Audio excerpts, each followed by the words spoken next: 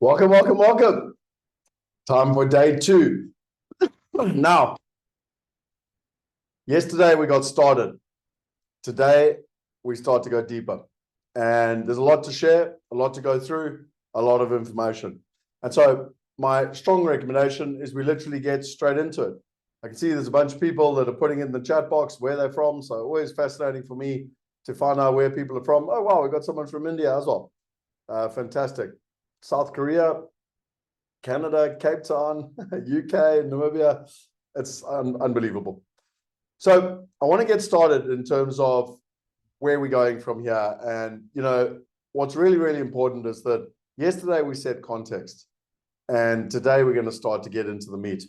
So let me share my screen with you and let's rock and roll in terms of this process. So the first thing that's important with day two is that what we're going to cover now is it's all about the asset classes and risk.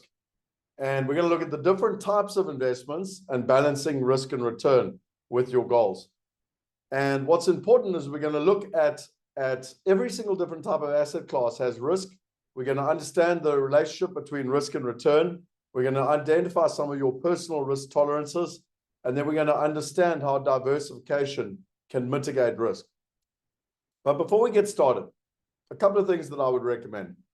The first is that your future self, 10 years from now, 20 years from now, whatever it is looking back at you today and it's saying, please pay attention. You wanted to be here. There were things that you really wanted to achieve. Probably diversification, globally diversified passive income, etc. And on that basis, my strong recommendation is pay full attention. Don't try to be doing emailing and WhatsApp and Facebook and Twitter and Netflix and, whatever. Take lots of notes. Try and teach someone else. Use the community. Go to Facebook. Teach other people. Play full on. Do the exercises. Commit to 5 days. It's only 5 days in your life. Commit to yourself and others. Be on time. Think about what you commit to before you do it and do what you say. And then with regards to your goals, I believe that your goals can become a reality if you take action and also have some fun. So like I said yesterday, with your permission, I'm going to take my jacket off. The reason being is that I find the financial industry old and stifling. And what I think is important is that we need to have fun, because when we're having fun, we can learn a lot more. Is that fair? So let me get the chat box up here so I can see what everyone's saying. Okay, so just to remind you of the resources guide, I'm sure Shane can put it up in the chat box as well. But if you go to this resources guide, you're literally going to have access to all our resources. So yesterday, you're going to have access to all the resources we shared. You're going to have access to the recordings and everything in between. So I would highly, highly recommend that this resources guide, you save it, put it somewhere safe so that you can keep going back to it. Because every day we put the recordings there, we put the homework there and everything that we're talking about so that it's easy for you and it's all in one place. So is that, a fair call, basically, in terms of.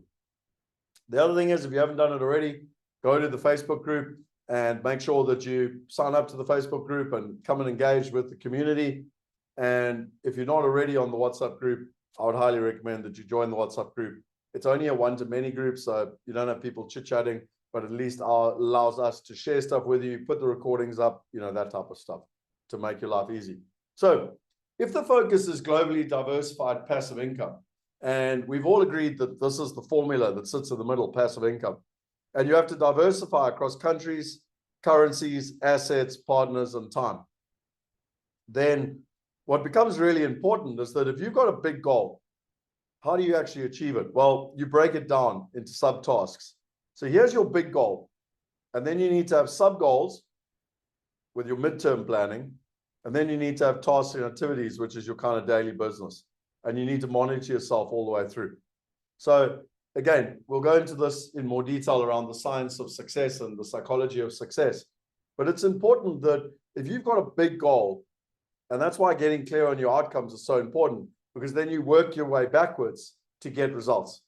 I reminded you also of the journey you're going to go on, because I said to you, my expectation is you're going to go from a place of unconscious incompetence, where you don't even know what you don't know, to a place of conscious incompetence. And by the end of today, I'd be very surprised if many of you are not in the conscious incompetence place. And what will happen over the next couple of days is that we want to show you the way so that you can get to be consciously competent, and finally you want to be unconsciously competent, where you can, just do it. So if you're feeling overwhelmed, if it feels like it's too much, if it feels like that mountain's too high for you to climb, I did warn you about that. Remember what I told you yesterday, where we went into one of the greatest insights that I've had, which is where I learned this from Tony Robbins, and where most people are out there and they're just dabbling. They kind of start new stuff and they stop, they start and they stop, they start and they stop. They blame us, they blame everyone around them as to why they don't get results. Then you got the stressors. I personally was one of these, and it was like, go out there, read all books, go on all the courses, do everything myself, stress. And in 2010, I found a different way of doing it, which was the whole idea of mastery. And what's so interesting with mastery is that you can basically do it through modeling and partnership. And so back to why I'm sharing with you that the chances are you're going to feel overwhelmed, you're going to feel, a little bit, like this is going over your head and everything in between. Because that's what masters do. They learn and they know they're going to fall off. And then they learn and they know they're going to fall off. And they learn and they know they're going to fall off. But how do they get there? Repetition. So you model, if you want to be wealthy, if you want to be successful, copy wealthy people, copy, successful people. And then I learned myself that actually the easiest way to get there was through partnership. So I'm just reminding you of that. We went through that yesterday. And by the way, the dabblers are gone, so I don't need to talk about them. They're off doing something new. They've probably signed up for a new course already. And they'll probably blame me as to why they don't get results in the next 10 years. But if you're coming from a place of mastery, just remember that you're going to go through this journey. I don't care if you're a rank beginner or highly, highly sophisticated investor. You're going to go on this journey because you're going to learn stuff that you haven't done before in markets you haven't thought of before. And we all go through this journey. It's a natural progression in terms of how it works. So reminding you in day one of, what was diversification? Why does it matter? Why is it the single most important component to financial success? What is the investment landscape? How do you actually navigate it? All this uncertainty and complexity at the moment using diversification. And then we went to real life stories, and I always say real people, real stories. And you learn from Michael about, the journey he started 2012. So what's that, 12 years ago now? And, what his results, etc., have been. I also remind you of your action steps. So it was, your silver was to identify and list the risks associated with not diversifying your investments. Write down what's stopping you from diversifying, to get very clear on your 5 whys. So, you've got your investor strategy sheet. Make sure that you're filling in your 5 whys in terms of that process, and then share it with others in terms of, some of the key things that you had as a takeaway. And then if you want to go to the gold, this is the bonus. Create a list of your assets and investments you currently hold, if any, and identify any concentrations of risk. So yeah, there were your 2 homework pieces. In terms of a final action step, and actually I know a couple of people have already done this, and Alex has met with a few of them today. So if you're not quite sure where you're at and you want to sort of sit down and get very clear on your top 3 investment goals and what you want to achieve and what's been stopping you, etc., we've got the discovery form that you can fill in, and it can be a real useful tool in helping you get results. Okay, so it's time to get going. And again, just a reminder that I'm not offering you financial advice. I'm sharing my knowledge. I'm sharing my mistakes. I'm sharing what I've learned from helping investors in 178 countries invest over $1.3 billion. But I'm not taking your responsibility away from you. My intention is to empower you. My intention is to give you the belief and the knowledge so that you can make better decisions for yourself. But I'm not taking the responsibility myself. And it's really important from a mindset perspective that 21st century thinking is empowered people that get the knowledge so that they can make the right decisions for themselves. Just some prizes and the winner for the homework. So Liz Darley, congratulations to you. Well done on doing your homework and really kind of taking action and everything in between. So wonderful to have you joining our VIP. And anyone that wants to join the VIP, again, just to remind you that you can either engage lots, because there's a prize for engagement, and you can share your takeaways with the hashtag of diversification, or you can literally go and join. We had a number of people join just before we went live with the VIP session yesterday. I think people got good value out of it. I love the VIP sessions. They're my favorite sessions. And the reason being is I don't turn up with any presentation. I literally turn up and answer whatever questions people have and try and empower them, remove blockages, and answer questions for them so that they can move forward in a systematic and predictable way. So, yep, well done to Liz. And I look forward to seeing you in the VIP room later. Shane will make sure that you've got the links, etc., in terms of that process. Okay, so something that I wanted to really kind of come back to is we've got two avatars or two people that I believe people resonate with. The first one is Jordan. Now, Jordan is a high net worth, 55-year-old, aged. He's worked very hard all his life. He wants to build a portfolio to ensure his wealth is preserved. And these are some of Jordan's wants. So he wants to build a globally diversified passive income of at least $5,000 a month, $10,000 a month, maybe even $25,000 a month, simply and safely. He wants to diversify his investments between countries, currencies, and assets. He wants to use his limited time to get effective results with predictability. He wants to save himself decades of frustration and millions of dollars to get the right knowledge for him and his family. He wants wealth protection, a plan B, and peace of mind. He wants to be held accountable with an accountability partner so that he can get results. Most people that know how to get results know that an accountability partner is critical to make that a reality. He wants to have a family office to help manage all of his financial affairs, his tax, his structuring, his global structures, and just have the peace of mind to know that he has removed all the complexity, he's got a partner, he's got simplicity, and he set himself up. He wants to create generational wealth for his family. He wants to have a fully completed, executed wealth plan and investor strategy sheet. And most importantly, he wants to get results. Now, some people resonate with Jordan. Some people resonate with Victoria. Victoria is an entrepreneur in her 50s, devoted to her family and business, aiming to build generational wealth. Despite a very packed schedule, she seeks a streamlined investment strategy that empowers her to make wise decisions, align with her goals, and frees up time for her and her grandchildren and daughters. She wants to understand the investment landscape so she feels empowered to make the right decisions for herself and her family. And Victoria's focus is on achieving financial freedom to cherish more moments with the loved ones that she has. So I've got a question for you. Do you resonate with Jordan? Do you resonate with Victoria? Do you resonate with both? Because what we've found through the challenge, through the VIP rooms, Jordan and Victoria are the type of people that we are consistently helping, and we're consistently helping them get results in terms of that process. And thank you so much to Sharon that said the VIP session was a great way to begin the process, learning from day one session. It was super. And that's the point, we want to help people get results. So be you, resonating with Jordan or be you resonating with Victoria, our philosophy is there to get results. I've been doing this for 28 years, so I've kind of learned the hard way what works and what doesn't work. And most importantly, trying to help people get what they want in life. So again, this is the formula. And what I wanted to share with you was going into a bit more detail. And again, remembering that Shane has the resources for you, so that what I'm going to share with you now, I'm going to share with you a whole bunch of websites and stuff like that, so that you can go and do it all. Because remember, there's three types of people in the room. There's the people that want to do it all themselves. They want to be like me for the first 14 years. They've got so used to doing it all themselves, and they want to learn everything. They want to go read all the books.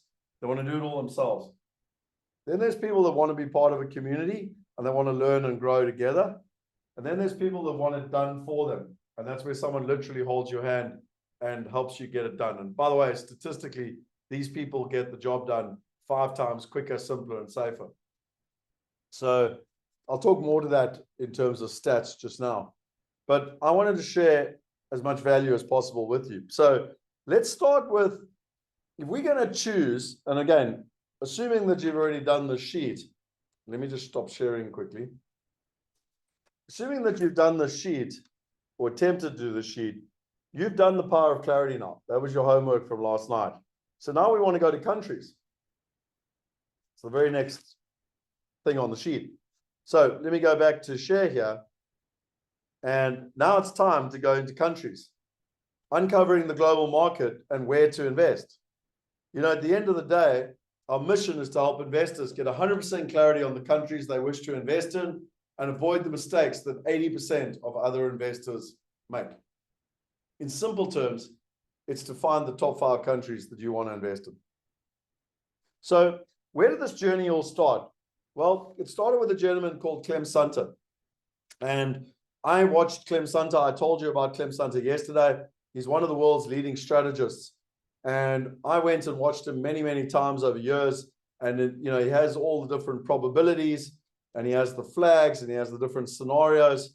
And this is an old one. I'm just giving you an example of this is 10 years old, where he had the different probabilities and scenarios. And I kind of walked out one day and I said, well, it's kind of pointless me just listening to this stuff if I don't actually have a way to make better decisions. So why don't I build a 4-dimensional model to make better decisions? Now, I know I'm not normal. I acknowledge that. But I thought, well, there's no point in having all of Clem's insights and not actually using them to make better decisions. And so I went and built a model. And this was the model, which we called the Global Property System, GPS. And I was too embarrassed to share it with Clem for about a year. You know, when you do something and you have no idea if it's any good. And I was actually presenting in Cape Town on a Tuesday. And I said to Clem, you know, I think it was at either SAPOA or, which is the big property conference, or Erwin Roeder. And I was also one of the presenters. And I said to him, look, I've been listening to you for years and I've created this model, this 4-dimensional model. You know, would you mind looking at it? And it was so interesting because 2 days later we were in Johannesburg for the second event. And he was like, he sort of like came running up to me and was like, oh, wow, that model's amazing. And you need to share it with the world. And if you do, you know, write a book, you need to write a book, you know, I'll endorse it for you. And I mean, this is the book that came out, Property Going Global, in 2013. So I go into this in a lot more detail in Wealth Going Global to give you some context. And obviously it's impossible for me to give you all of the information in the time that we've got with the challenge, but I want to do my best to share as much as possible. So when it comes to anything, you've got risk kind of versus return, and you want to be able to measure your risk and your return. So what I did is I went out and I looked at the fundamentals. Like, what are the fundamentals of investing? So if you've got a property, or sorry, you've got a property or a country even, you know, you've got economic risk. So what is the economic risk of that country? Then you've got the value of a property discount. So what is the, you know, not my opinion, is property high or low? Like, what's the actual value of the property at the moment? What is population growth? So 2 of the biggest property fundamentals is the population growing? So in a country like Japan, where the population is receding, it's going from 120 million to 100 million, you're going to have a major problem. In Detroit, in America, 25% of the city's shut down, and because all the motor car companies have gone out of business. And so prices are going like this. I mean, anyone that lives in Johannesburg right now will know that it's nigh on impossible to sell a house because you don't have population growth. You've got the opposite. You've got everyone leaving. And so there's 2 fundamentals that are really important: population growth and supply and demand. Is there more demand than there's supply, or is there more supply than there's demand? These 2 drive a huge amount of the future fundamentals of where the property is going. And then one that, you know, some people don't consider very important, but I think is highly important, is rule of law. You know, is my property protected? Can I collect my rent? Is the law in the favor of the tenant or the landlord? Etc., etc., etc. A good example of that is India, where there's great opportunity in India, but there's very little rule of law in protection of property ownership. And that's why most people that buy Indian properties, if you have to come from Indian descent to be able to buy an Indian residential property, But even those that do, I'm from Durban, which is the second biggest, or the biggest concentration of Indian expats anywhere else in the world. And a lot of people I know have bought property in India, but they don't put a tenant in it because there's no protection of law. So that, that gives you the basics. And then basically that gives you a risk index. Then you've got the return. And again, return is made up of yield or income and capital growth. Now, you've probably heard from me, and you're certainly going to hear a lot more from me over the next couple of days. But I always place a higher weighting on income than I do on capital growth. Income is far more known. Capital growth is a maybe. And you retire and you get, freedom through passive income. Capital growth is a nice to have. Professional people and middle-class people chase capital growth. They like to buy shares, they like to buy houses, they like to buy Bitcoin, and they say, it's going to go up in value. Wealthy people focus on income, predictable income, because they know that that not only gives them freedom, but also protects them when the market goes up and down. So that gives you your return index. Now, if you put that all together, and I'm going to show you where to find all of these numbers, it literally starts to tell you where to invest. Now, again, Clem Sunner helped me with this, but on the left-hand side, you've got low return to high return, and on the bottom, you've got low risk to high risk. And it should be hopefully fairly obvious that you want to be in the top yellow quadrant, which is high return, low risk. Now, when I did this, and I purposely put the slides in from when I did the book in 2013, this was what the slides were showing. Now, the challenge with the book when I did it was that it's only for residential property. And so I said, well, hang on, and it was actually Shane that really, twisted my rubber arm and said, it's time for a digital upgrade. When I wrote this book 10 years ago, and by the way, if you want the book, just type in there Property Going Global and we'll give you a copy of the book. But when I wrote the book 10 years ago, I wanted it to be evergreen. My logic was, I'll teach you where to get the information. I'll teach you how to do it. And, you never have to, I don't ever have to write a book again. I never wanted to write a book, trust me. It was a terrible experience. But when Clem Sunter says he'll endorse it, you kind of should take that. And so anyway, 10 years later, Shane said to me, well, why don't we do a digital course? We can do the digital upgrade of the book, and we call it Wealth Going Global. And the point being is that two things have fundamentally shifted. One is that since 2014, I've only been investing in commercial property or commercial real estate. And then in 2019, I started investing in all the other alternative assets. So I've fundamentally shifted my knowledge. So you don't just have residential, you've also got commercial real estate and you've got other alternative assets. And the second thing that's fundamentally shifted is the advance of technology and the impact that technology can actually have. And so the final thing I wanted to say with you before I share with you where you can get all this information is that what evolved from this book then evolved into GIDS, which is our global investment due diligence system. And this is a 10-layered system that we use to try and make the right information. So last night in the VIP room, someone was saying, oh, well, I've got deals. Deals are not hard to come by. Good quality deals are not hard to come by, but good quality partners are very hard to come by.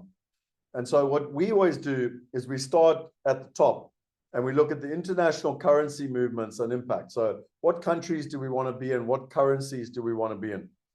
Then we look at the macro, economic planning, and I've just shown you how using some of the systems. We look at the financial structure optimization. Then it's about finding the right partners. So partners become before deals. Then it's about finding, what cities do you want to be in? Then it's about actually analyzing the deal, the returns on the deal, doing the due diligence. Finally, actually purchasing the property and managing the property. And then, what most people don't realize is buying a property is only 20% of the work. Like owning the property and getting great results is 80%. So I go into GIDS in a lot more detail in Wealth Going Global, but I just wanted to share with you the process. Now, let's go to some value adds. And my understanding is that Shane will share these resources with you, for you. So if you want to look, and I'm only going to focus on residential property for now.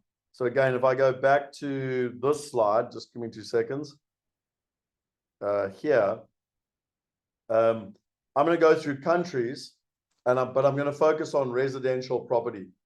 In terms of Shane, can you just help Brett? Connect. Now, obviously, you've got residential, you've got commercial, and you've got other alternative assets. But for today, I'm going to just focus on residential property here to make it easy for you so that you can understand. Okay, so let me go back to the slideshow. And now I want to go to here. So this has taken me about 28 years to put together. So this is where to find the right information. So the first thing I like to look at when it comes to residential property is I like to go to the IMF and just kind of see what's happening with properties kind of worldwide. Like, where are they at? What's happening in terms of the prices? And you can go here, you can look at real prices over the past years. So, you know, it takes into account all the different countries. You can look at credit growth, you know, what's happening in terms of credit growth. You look at house price to income around the world. So this is really important, because if houses are really expensive compared to the average income, then the chances for capital growth are quite small. Whereas if houses are quite low compared to income, then there's potential for a lot of growth in terms of where we're at. I'm going to show you more around this. And then finally, the rent to rent ratio around the world. And again, whether you're buying residential property, commercial property, or any alternative asset for that matter, it should be, the value should be determined by the income that you can earn. So anyway, so this is a great little resource that I'm sharing with you here. Okay, the next one I wanted to share with you is this one from The Economist. Now, I've never found anywhere in the world where you got all the different countries in one place. Some people come to me and they say, yeah, but Scott, this is only until 2021 or something. I'm like, perfect. You show me somewhere else in the world where you've got all of the different information from all of the top research houses all in one place, and it's on a graph where I can aggregate and compare countries to countries. So let's just say I was trying to decide whether to invest in America or England. Okay, look how cool this is. And by the way, look at all the different countries here. You got South Africa, Spain, you got the top 20 countries in the world, top 20 markets in the world, all of them. Okay, and they go back to 1970. So what I love about it is I can literally put in here, like American prices are 50% higher than they were in the year 2000. British prices are 94% higher. Now let's look at this. So you got real prices here. Okay. And you can see there's Britain and there's America. Sorry, America's in blue, red. Now you got nominal prices. So this is really, really interesting. So the difference between real and nominal is that it takes into account inflation. And so if you take away inflation, the price growth in America is 129%, and the price growth in England is 190%. So remember that real is where you minus inflation, and nominal is where you just take the total return. What about comparing based on income? So this is really interesting, because one of the reasons that we did so well in America was, if you look here, we started investing in America sitting here. So you look there, the bottom of the market was, around Q2 2012. We bought our first house in America in August 2012. That's what I said to you. Within 3 months, we called the bottom of the market. And you can see that, properties were really, really low in value compared to income. By another measure, England, prices are quite expensive. So you can actually see here, I don't know if you're looking up the top here, but based on income, American houses right now are 6% overvalued, and British property is 28% overvalued based on income, like how much the average people earn in the country. And it's so cool, because you can go and put any country you want. You can say, I'm not interested in England, I want to do Australia. But I just want to keep it simple and keep doing America and England. And then finally, you got rent, which I believe actually, if you're an investor, is the one that's most important. And this is where you can see the return that your property is making you on average. So in America, they're about 15% overvalued at the moment. and England, they're about 39% overvalued. So technically, according to this, you should be looking at the likes of Portugal, Greece, Japan, or Italy. Okay, but remember, you can't take only one thing into account, which is why we had that that system. So you can look at the values of property, you look at the economic risk, you can look at the fundamentals of supply and demand. Because again, if you just took Japan on one thing, the fact that it's, you know, and by the way, Italy's got the biggest aging population in Europe as well. So again, like, be careful just taking one metric, because it won't make sense. And if one metric's good, but three of them are bad, ultimately it's going to create more problems for you. Just by the way, like, is this stuff cool? Like, am I just the data geek that enjoys looking at this stuff and actually not having an opinion, not going to an estate agent, not going to a financial planner, like not going to my mate down the road who tells me, oh, America's better than England, or England's better than this? Rubbish. What about just looking at the data and putting it into a model and being able to make the right decision? So now you say to me, okay, cool. And by the way, you can do any country. You can like say, okay, South Africa and England. And you can literally see like what's happening here. And, you know, South Africa, according to rent, is 3% overvalued, whereas England is 39% overvalued. You know, my point is, you can do it for any country. You can do comparisons and you can see everything. Now you say to me, okay, no, you want to go to America? No problem. There's 300 MSAs in America. I said that yesterday. Now, where do you start? Well, you know, do I go New York or Los Angeles? Exactly the same thing. Real prices, nominal prices, income, rent. So you stop guesswork. Like, you'll see why we went and invested. So let's just look here for Atlanta. I don't know what color it's going to be. Vegas. Remember what I told you? We were in Vegas in 2012 with Dolph DeRuis because of that. There's Atlanta. So check it out. Oh, hang on. Where's it gone now? Where's bloody Atlanta gone?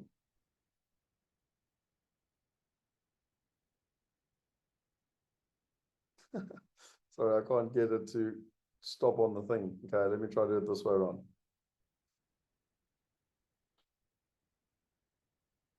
So we did, oh, there, well, that would have been much easier. Okay, so we did very well in Atlanta. And if you look there, Michael Honeysett was telling you, we started investing in Atlanta. So, you know, literally in 2012, and we rode this wave. I mean, look at the growth that we got in Atlanta. But the reason being is we were buying at such, you know, discounts. So we were buying at like 50, 60% of replacement costs. So what that means, if it costs $100,000 to build the house, we were buying it at $50,000. Or if it cost $130,000 to build the house, we were buying it at $65,000. And again, if you take it, I mean, that's to rent. If you take it to income, you know, again, if you look at prices, you know, et cetera, et cetera. So, you know, again, this is not an opinion thing. It's basically the fundamentals. Okay. The next thing is you say, okay, Scott, I want to go to England. No problem. Then I would recommend you go to Academimetrics. They now call themselves Acadata. And there's 7 different indices in England on the residential space.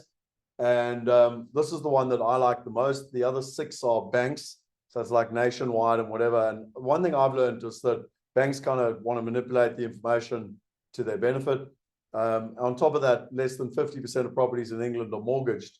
So the banking information is not actually as reliable in terms of what's actually happening in the markets. Whereas Academimetrics take everything off the deeds office. So the information can't be manipulated in any way. It's just factual based on what's happening in the deeds office. So I love this. So as I've been investing in England since 2002. And if you want to know anything about, so this comes out monthly in England, and you can literally go in and you can read all about it. You can see, so this house price index comes out every single month, and you can literally see like which are the right places to invest, what's the average house price, what's the monthly change. You can look at the main points. You can literally go into everything, like, and then you can go and download each month. So here's the latest one, just as an example. I'm literally just clicking on it, and you can literally read the latest, you know, update on what's happening. You can look at all the different markets. So again, I don't want to overwhelm you, but again, supply and demand, property fundamentals, everything. You know, it's really, really important to be able to understand this stuff. And one of the things that's a major problem in England is supply and demand. So how much supply is coming into the market? How much demand is there? Is demand still outweighing supply, et cetera, et cetera? And so you can literally go through and see all of it, basically. Okay. If you said to me, well, okay, I want to go to Australia. So the company in Australia that's exactly the same as CoreLogic. It used to be RP Data, but it got bought by CoreLogic. And so you literally go in here, and again, you go to news and research up there, and you can go find all the information. And you can literally read, it's exactly the same thing. You can go read all about Australia. You can learn about all the different cities. You can learn about the submarkets, what's going up, what's going down.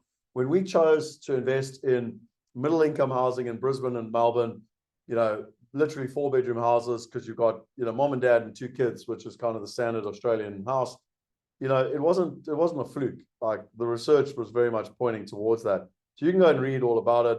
You can look at the monthly reports. You know, there's everything's here. Sometimes you have to pay for stuff, but you've got all the affordability reports. You've got everything. Like, you want to know anything about Australian property, this is the place to find it. If you want to do it for America, it's the S&P. And again, you go to the research, and you literally go through and you can see all the different research with regards to residential property and everything that's happening here in the S&P. And then finally, in South Africa, I did actually, when I wrote this book, I had the ABSA Housing Index, which 10 years ago used to be the main place. Anyway, it's now the FNB property barometer that I believe is far better. Now, by the way, when I wrote the book, there were 16 other countries that I did: Mauritius, Cyprus, Portugal, you name it, I did it, in terms of all the different things. Sondra, I'm not sure if I'm pronouncing your name. What was the website you went to show the data from US Atlanta? It's The Economist, but we will put the links in the resources for you. Okay, so if I go back to this slide here, can you start to see how it all comes together? Can you start to see how this isn't guesswork? I've shown you where to get the information. Now, in Wealth Going Global, I go into a lot more detail. I literally go into showing you how to find the rule of law. I've shown you how to get the value, economic risk. But again, it's not my opinion. It's literally a model based on fundamentals, and you plug the numbers, and it helps you make better decisions in terms of where you're at. Before I go any further, can we agree that if you've got a model and you know where to find the right information, not just any information, remember I said you need to have the right information and the right partners, can we agree that you would have a far better understanding of the right decisions to make? Yes or no?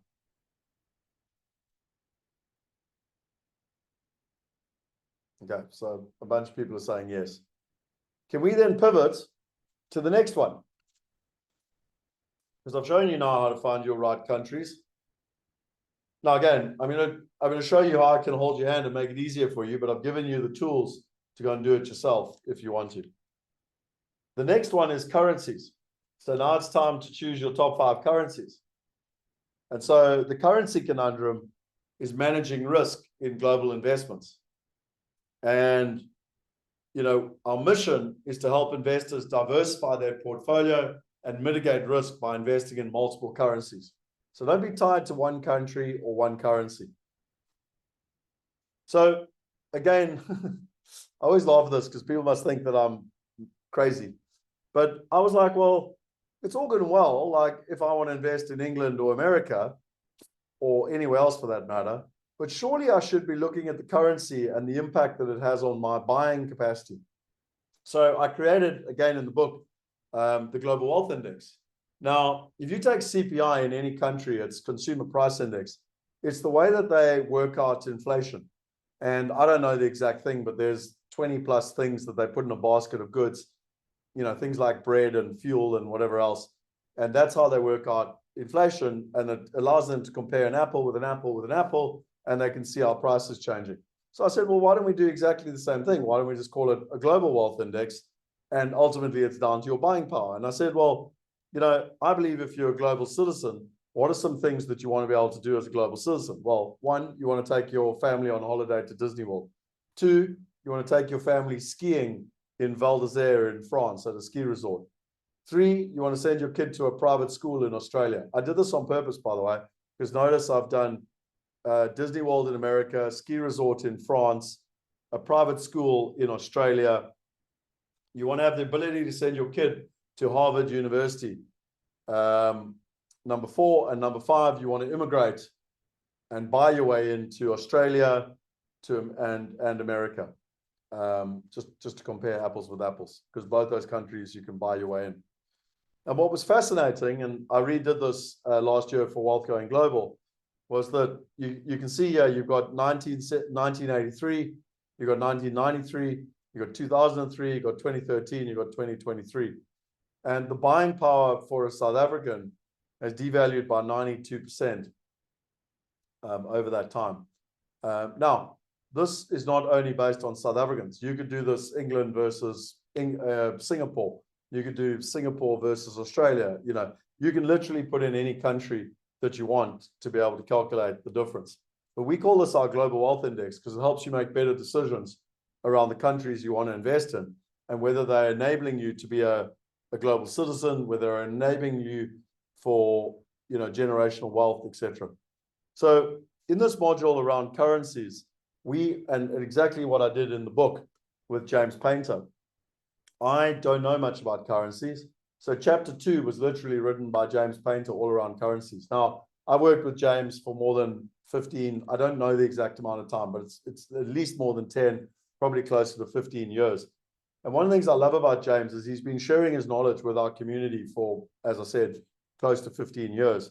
And what he did in the book is he wrote all about it. Like, how does he do it? How do you understand what's going on with currencies? Why does one currency move against another currency? People think it's all about sentiment, but it's actually not. And what's important is that he shared with us what the secrets of the hidden engines that drive the markets and basically why exchange rates need to change in terms of that process. So again, back to showing you the information. If you want to know where to go and get currencies,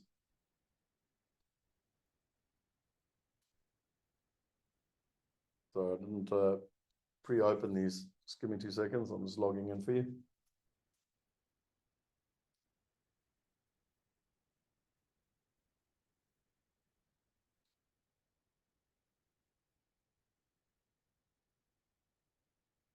So this looks really complicated. Don't feel overwhelmed. But what I love about James is that he doesn't have an opinion. And by the way, just before I kind of show you this, I've stood on stage with James so many times, and I've asked him, well, what do you think is going to happen with, just an example, the rand to the dollar?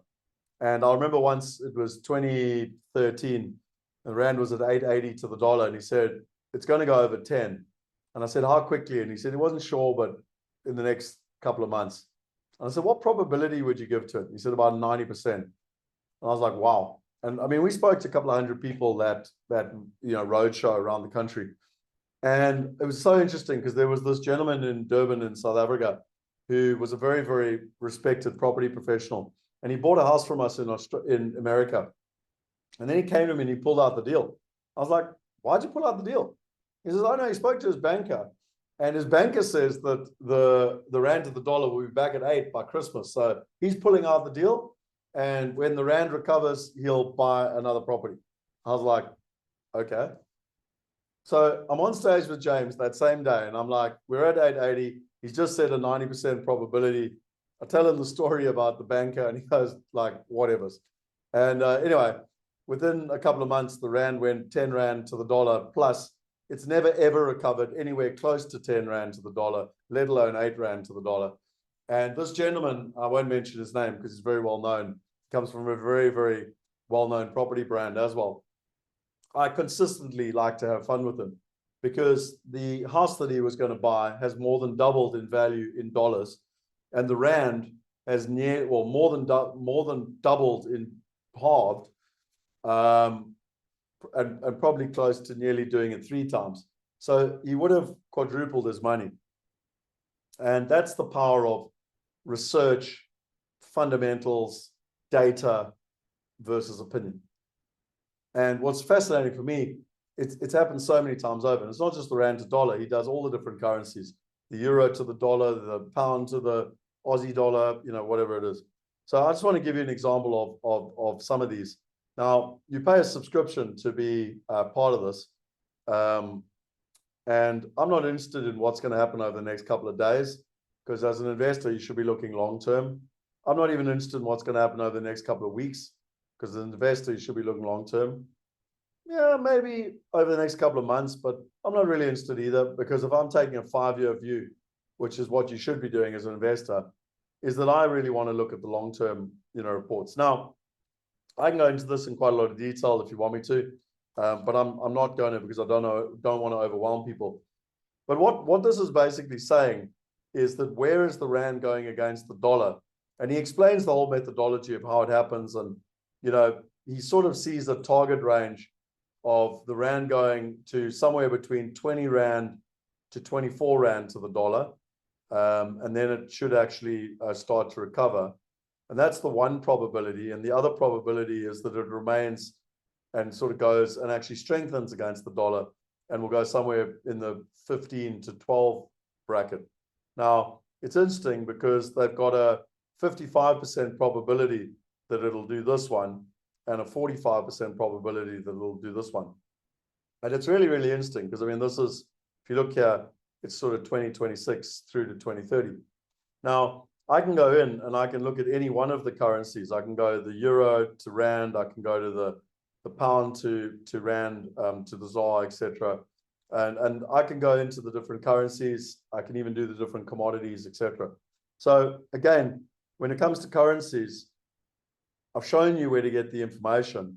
Use it, don't use it. What we wanted to do was give you a gift. And what we agreed with James was that you could do a 14-day free trial for anyone that wanted to.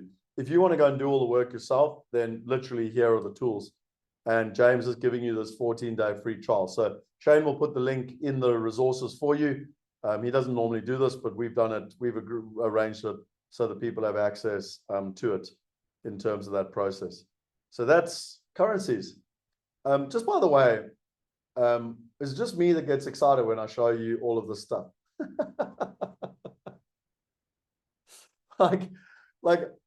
Sorry, I just get really excited because I've spent 28 years trying to find the right partners, the right information, and then you bring it all together and you consolidate and you make it easy for people.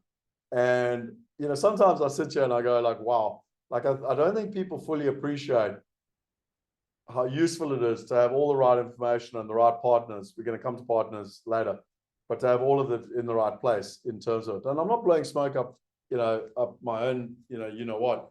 I'm just trying to don't underemphasize. What's the word? Don't overestimate, underestimate. I can't think of the right word right now. All these tools I'm giving you are literally there. You can go do it all yourself, but I'm also giving you some understanding of how we do it in terms of making decisions, so that we're making far better educated decisions than just gut feel. Okay, let's go to number 3. So you've now done your first box today, your countries. Now you've done your currencies. And then finally, you go to your assets.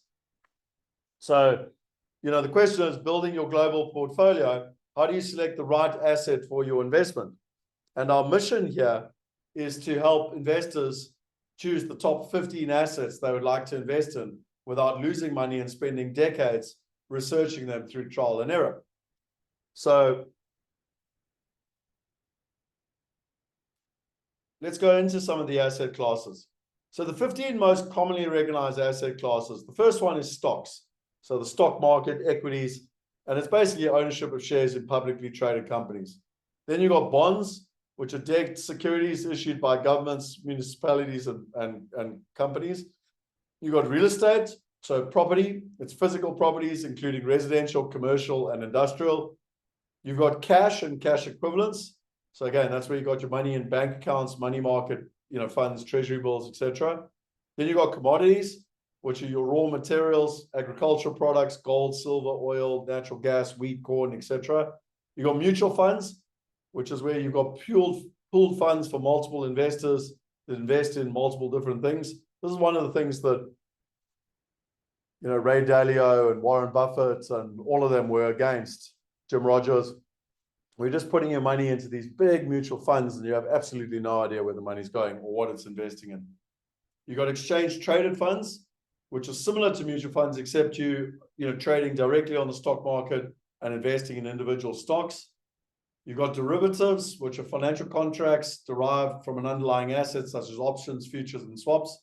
I'm not even going to try and talk about that because I have no idea what it is. I'll explain more about that just now, why. You got currencies, Forex, so trading one currency against another. You've got private equity, which is ownership stakes in private companies not traded on public exchanges. You've got hedge funds, which are investment vehicles that pool capital from accredited investors to employ various investment strategies. You've got venture capital, which is investing in early stage companies with high growth potential. You've got art and collectibles, so valuable items like artwork, antiques, rare coins, or stamps. You've got cryptocurrencies, which are digital currencies like Bitcoin, Ether, etc. And you've got infrastructure, so investments in essential systems such as transportation, energy, and utilities. Okay, so they're the 15 most commonly. Now, something most people don't know, and again, in Wealth Going Global, I go into this. In fact, I actually have an entire module just around this. But there's a big difference between the primary and the secondary market. So most of you know what the stock market is. And the stock market is known as the secondary market. So it's where a company or an asset has gone to the London Stock Exchange, and it's now on the London Stock Exchange or the New York Stock Exchange, whatever, and you can buy and sell shares. And that's known as the secondary market. The primary market is where it's not on a stock market. And ultimately, most of the alternative assets are in the primary market. And the benefits of the primary market is that the stock market, the secondary market, has a lot of volatility. It goes up and down based on sentiment. Whereas the primary market doesn't go up and down nearly as quickly based on sentiment. And it's much more based on the fundamentals. It has a far better way to retain value. And tomorrow, when we go into asset allocation, you're going to see why more than 50% of wealthy people, so remember the 550,000 wealthiest people on the planet have more than 50% of their wealth in alternative assets in the primary markets. And the question I have for you is, how much do you have? And if you're anything like the majority of people, the majority of your wealth is in the secondary market. Pretty eye-opening, isn't it? Let's go to another eye-opening fact. So the question people say to me is, well, why no residential? And the saying that I like to talk about here is, be careful when I talk residential about whether I'm talking as a mom and pop investor. So, what the middle class mom and pops do, which is the everybody's, or whether you're coming at it like an institution. And so the question I have for you, do you want to be a mom and pop investor and get mom and pop returns with mom and pop risk? Or do you want to get institutional returns and manage risk in an institutional way? Which one? And whether you like it or not, the majority of you are mom and pop investors at the moment. I know that sounds horrible. I apologize, but I'm just wanting to make a point. So let's look at the value chain of real estate. Now, I learned this over 20 plus years by just watching and realizing where the real money was made in property. So the first thing when you look at the old system, if you and I want to make an investment, so you're the investor and you want to invest in a property, there are actually 16 different middlemen between you and your investment. 16. There's fees all the way through the process. And because of that, there's no trust in the system, there's no transparency, and with the high fees and low returns, there's no alignment. Now, it brings me on to myth number 4. And it's important basically because a lot of people, like their mindset is, well, I'm going to go buy houses. Now, remember, we spoke about it. People like Dolph Duris and many others are like, go buy houses. That's a great idea. And then you're like, okay, but I need to diversify. Like, well, why not go buy a house in London? That's a good idea. And that's mom and pop mentality. go buy a house, get a mortgage, try and manage it, whether locally or internationally. And I'm going to explain to you now why I say that when you understand the value chain of real estate. So if you take the value chain of real estate, and again, there's lots of little subcategories along the way, but I just want to keep this simple. At a high level, you've got land zoning. So that's where you take a greenfield site, so a farm, and you turn it into a brownfield site, which means that you can now develop. Then comes along a developer and they create a vertical structure. So they build a building. Then comes along an investor. An investor takes an existing building like this and they put a tenant in it, whether it's residential or commercial or industrial, doesn't matter. They want to make money out of the building. Then comes along a fund or a REIT and they buy that income because that's what they want, income. And then come you and I through the stock market and we buy that fund or REIT. Now, let's look at these returns. The returns that a land developer wants to make, and this is in IRR, internal rate of return. And, I have had people argue with me all over the world. They say, but we don't get that in England. I know that you might not get it, but these are the target returns that they go for. A land developer is going for a target return of about 30%. A developer is going for a target return of about 25%. An investor is going for a target return of about 20%. A fund or a REIT is trying to buy income, and they're going for an income, whether it's cash on cash, yield income, I don't care what you want to call it, of somewhere between 5 and 8%. And I'm being slightly aggressive here because in some first world countries, it might be even lower. And people say, but why? Well, where you have a pension, what are you buying in a pension? You're buying income. When you buy your pension, you want them to pay you an income, yes or no? So a big fund, property fund, REIT, retirement fund, whatever, they go and buy stable assets that have stable income.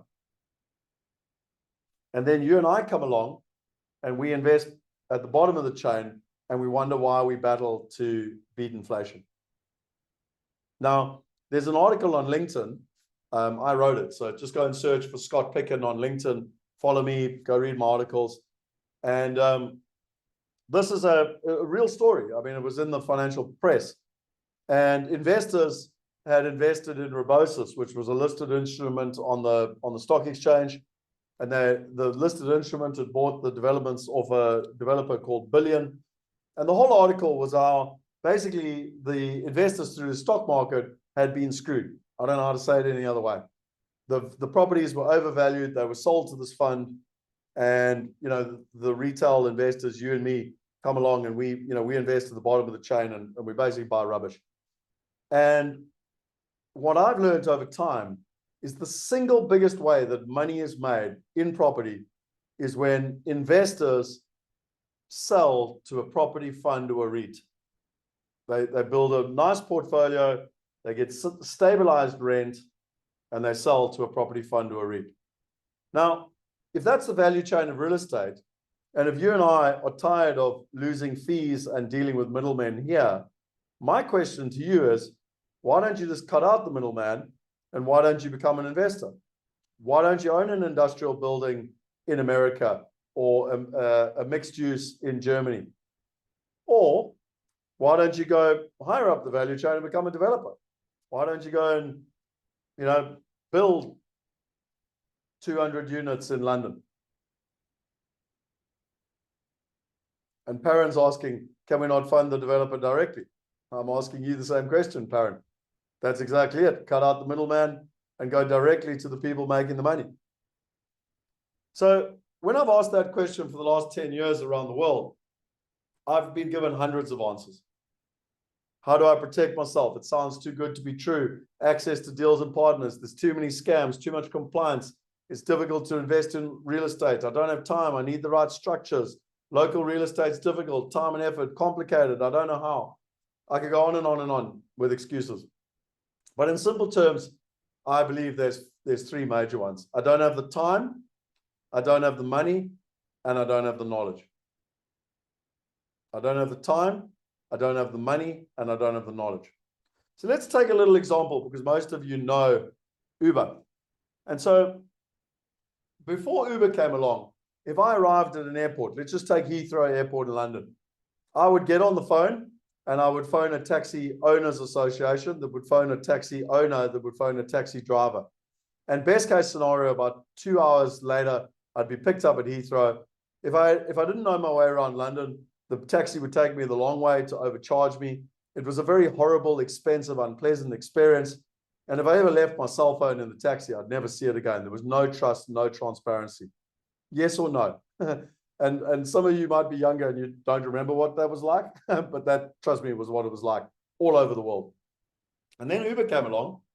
And before Uber came along, to have your own private driver was only available for the wealthiest people in the world. And then Uber came along and it put a private driver in everyone's pocket. And what technology does in any field when it comes in and changes the market is it cuts out the middlemen, it cuts out the costs, and it dramatically increases the trust, the transparency, and the accessibility. It cuts out the costs, it cuts out the middlemen, and it dramatically increases the trust, the transparency, and the accessibility. All of us, if you have a smartphone now, have a private driver in your pocket. And it was interesting because this picture that I've got on the screen, you know, one of my colleagues left his cell phone in the car, and 5 minutes later, the Uber driver was back, giving it back. Like, not only is it a lot more efficient, but it's a much more pleasant experience. It's much more trustworthy, much more transparent, and obviously much more accessible because we've all got access to it. So if technology can do that to cars, why can't it do it to investing? And we tend to say to people, well, using technology, let's just cut out all the middlemen and invest directly as an investor in property, but at an institutional level, not at a mom and pop level. And or invest directly with a developer in growth and, you know, benefit from the growth side of things. Does this make sense?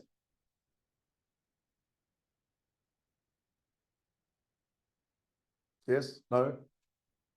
Anyone else want to go up the value chain? Sorry to be crude, but do you like sitting at the end of the potty, letting the you know what go downhill and you're at the bottom? I don't care how wealthy you are. I don't care how sophisticated you are. When you invest around the world and you buy an apartment or a house from a developer, you're at the bottom end of the value chain.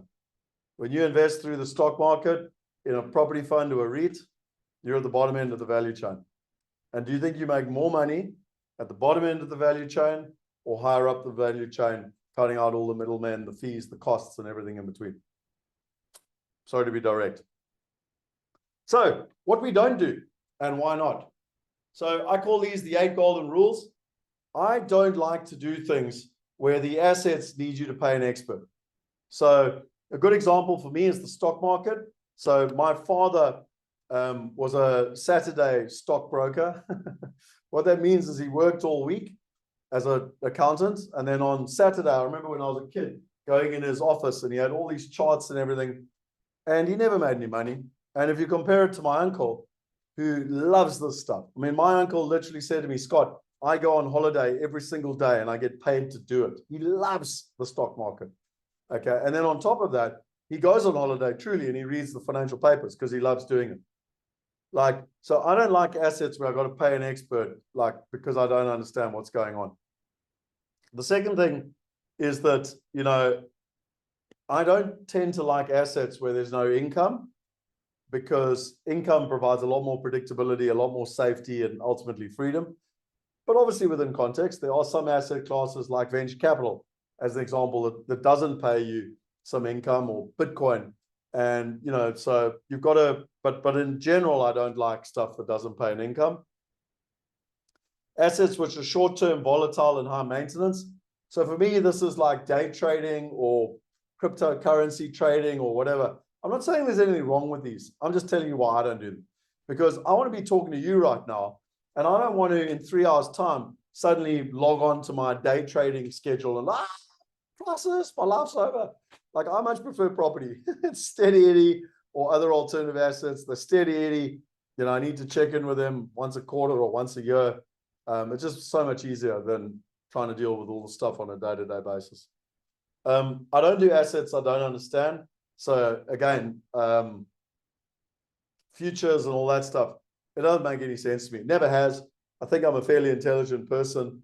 I just don't understand it. And I think from what I've learned in life is that if something's quite complicated, like if you take the last global financial crisis in 2008, they were moving money all over the place. In fact, I can't remember who said it. It might have been Warren Buffett, but said something along the lines of like they're just moving the dice or the chess pieces around the board, and no one actually knew what they were doing. And all that, what makes me sick is that every time they move the money, someone's making their fees, but the investors aren't making any money. So I don't like things I don't understand. I don't like doing what mom and pops do. So again, if you're going to invest and you're going to run out and buy a house or an apartment, and there's hundreds of thousands, if not millions of other people trying to do that, the chances of you getting a good deal are quite small. The chances of you outperforming the market are very, very small. I've just shown you, maybe 20 years ago you could. I've just shown you how to get access to all the information. Everyone's got access to the information now. So to try and outperform the averages, like Dolph Duris said, is really, really hard. Whereas at an institutional level, you can, because you're out of the mom and pops. Sorry to be crude, but you're out of the rats and mice. And now there's only a few of you competing for deals with a higher level of sophistication. And thus you can reduce the risk dramatically, and you can, greatly enhance the return. So again, try and stay away from the masses. Assets where we don't get the right information. So a good example of this was, I really want to be in India. And for so many reasons, I think India for the next 10 to 20 years is definitely the country of the future. But it's really hard to get the right information in India. There's very little transparency. It's very, very hard. So, China, I went to China in 2003. I actually went there to buy property. And it was really interesting. I was in Shanghai and I was trying to buy property, and I couldn't even order lunch. No, I'm not joking. I literally couldn't order lunch in 2003. And I remember thinking to myself, like, how the hell am I going to buy a property here, when I can't even order lunch? And it's a pity, because property in Shanghai has quadrupled over that time. But I probably would have been screwed, because it would have broken my 2 golden rules, because I didn't know where to get the information. I couldn't even order lunch. And I didn't know how to get the right partners. I knew no one in China. And I guarantee you, well, with about a 98% probability, that I would have lost my money, because I didn't know what I was doing. And I knew what I was doing when it came to property, but I didn't know what I was doing in China. I didn't know where to get the right information, and I didn't know how to find the right partners. So I have people come to me all the time and they say, hey, what about investing in Vietnam or Cambodia or Kenya? It doesn't matter where, Brazil. And I go, awesome. But it starts with finding the right partners. So just like when America, we flew all around the country trying to find partners. If we can't find the partners, there's no deal. And then finally, assets in countries we don't understand. So it takes quite a long time to really get into a country. I've been investing in England since 2002, so that's 22 years. In America since 2012, so that's 12 years. Australia since 2009, that's, 15 years. And Europe more recently, actually. So Europe, I've only been in Europe for the last 3 years. However, our partners have been there for decades. So yeah, it's quite hard to go into new countries, because it takes a lot to understand the compliance and the tax and the structuring and how it all works, etc. But once you're in a country, then you can do it basically. Okay, so taking those 8 rules into account, which things don't we do? Well, we don't do stocks. The story of my father. We don't do bonds. People ask me, why not bonds? If you've got a friend that you lend money to and they're bad at paying you back, like, do you keep lending the money? Well, kind of to use that same analogy, if you trust governments around the world and you trust municipalities and you're going to lend them money and they're going to pay you back, like, good luck with that. Property, we do cash. Again, you can do that. We just don't help people do it. It's kind of common sense. Commodities, we do that. Mutual funds, we don't do. Exchange traded funds. So again, and this is why I love Ann Wilson, if you want to be in the stock market, ETFs are the way to do it. It's well known, that's a fact, and she's the best in the world that I know of to teach you how to do it. Derivatives, don't understand them, no desire to be in them. I know Alex wants to learn about them, and good luck to him. Maybe one day he can teach me. I've got no idea. Currency, no interest in up and down and trading. Private equity, 100%. Hedge funds, no interest. Venture capital, yes, but only with the right partners. Arts and collectibles, it's interesting. I know Alex wants to get into this, and wines and whiskeys and cars and whatever. So again, maybe one day, but we don't have any partners that we know, like, or trust yet. Cryptocurrency, yes. Infrastructure, yes. So people say to me, well, what are the assets you look at? It's the ones with green ticks. So our top 15 focus, if you want to know, I'll do this slowly so that you can know what they are, is so commercial real estate. So again, commercial property, multifamily. So that's in America. You don't go and buy one apartment. That's a mom and pop investing. You buy the entire apartment block, 300 units as an example. You've got 300 different doors. You've got 300 different tenants. You've dramatically reduced the risk, increased the return. You're playing at an institutional level. This has been the best performing asset in the last 10 years on a risk-adjusted return in America. Industrial. So again, that's where you're investing in industrial properties. So things like logistics and everything that's happening in that space. E-commerce, all of the logistics, industrial, factories, that space. MOB, so this is medical office buildings. So this is the medical buildings in terms of that we've already sort of discussed. Office, so most people understand office, where you invest in office. Co-living, so co-living is quite a new asset class in America, in England, in Europe, and rising in Australia as well, which is where it's not student living, but it's where the kind of 25 to 40-year-olds live. Smaller apartments, lots of combined spaces, upmarket, very, very focused for institutional investment, because you build them, you get the predictable income, and you sell them on to the funds and the REITs. London residential, large scale. So again, is there a good opportunity in London residential? Completely. And you're literally going to learn now in the next couple of minutes from someone that's a legend in the space. But do you want to do it at a mom and pop level, or do you want to do it in an institutional level? And Gary will share in more detail how to do that. First mortgage debt, so that's being like a bank, where you literally buy, you're effectively lending money for a property, and you've got the first right. So just like a bank, your money's protected by a right over the property, and you earn an income from it. Retail, so that's shops. Senior living, aged care, you got this rising, aging population in the first world, around the world, massive opportunity in senior living and aged care. Then you got commercial mixed use. So that's where you've got a whole bunch of things all in mixed use building together. You've got data centers. So this one's an interesting one. I did talk about this yesterday. I can't remember if it was in the VIP room or not, but the point being is that we did a thing at the mastermind level in January on this. The growth and the demand is doubling every 6 months. It's literally exponential growth. And yet the supply is constrained because of massive power problems. And so you've got supply constrained with demand doubling every 6 months, kind of common sense. And our partner there has $5 billion behind his name, and he's currently doing a $400 million data center in Phoenix. ETFs, the stock market, structured notes. Structured notes are quite an interesting one. So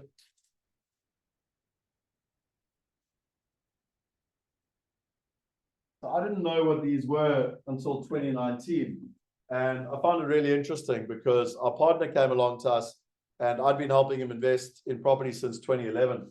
And he said, well, why don't you invest in a structured note? And I'm like, what the hell is a structured note? He said, well, when you lend money to a bank, you got a retail level, which is where you get like about a 5 to 7% return. Then you've got a wholesale level, which is where you get about an 8 to 11% return. And then you've got an institutional level, which is where you get 10% plus. And I was like, okay, cool. Well, yeah. And I said, so, because I'm used to getting this in the bank. And he said, no, well, if you invest $2 million plus, then you can get the institutional returns. And I was like, really? And he says, yeah. So in the same way that you're fractionalizing a medical building or an industrial building, why don't we just fractionalize a structured note? And I was like, oh, wow. And so, we've been doing structured notes since about 2020, I think. And, you're getting returns there of 10 to 16, 17% in pounds and euros and dollars. I know it sounds too good to be true, but it's because of this. It's the value chain of not real estate, but the value chain of investing again. And obviously, it's got different risk components to it. I, again, don't have time tonight to go into every single asset class in depth. That's exactly what Wealth Going Global is for. But the point being is that it's a different asset class to invest in. And one of the things that I found fascinating is I went to our high net worth and I said, hey, as a matter of interest, I went to our top 100 people. I said, how many of you invested in structured notes? And I expected them to come back and like poo-poo me. And like 83 of them came back and said, no, we've been investing in structured notes for the last 10 or 20 years. I was like, and then I actually got angry. They were like, why haven't I been invited to the party?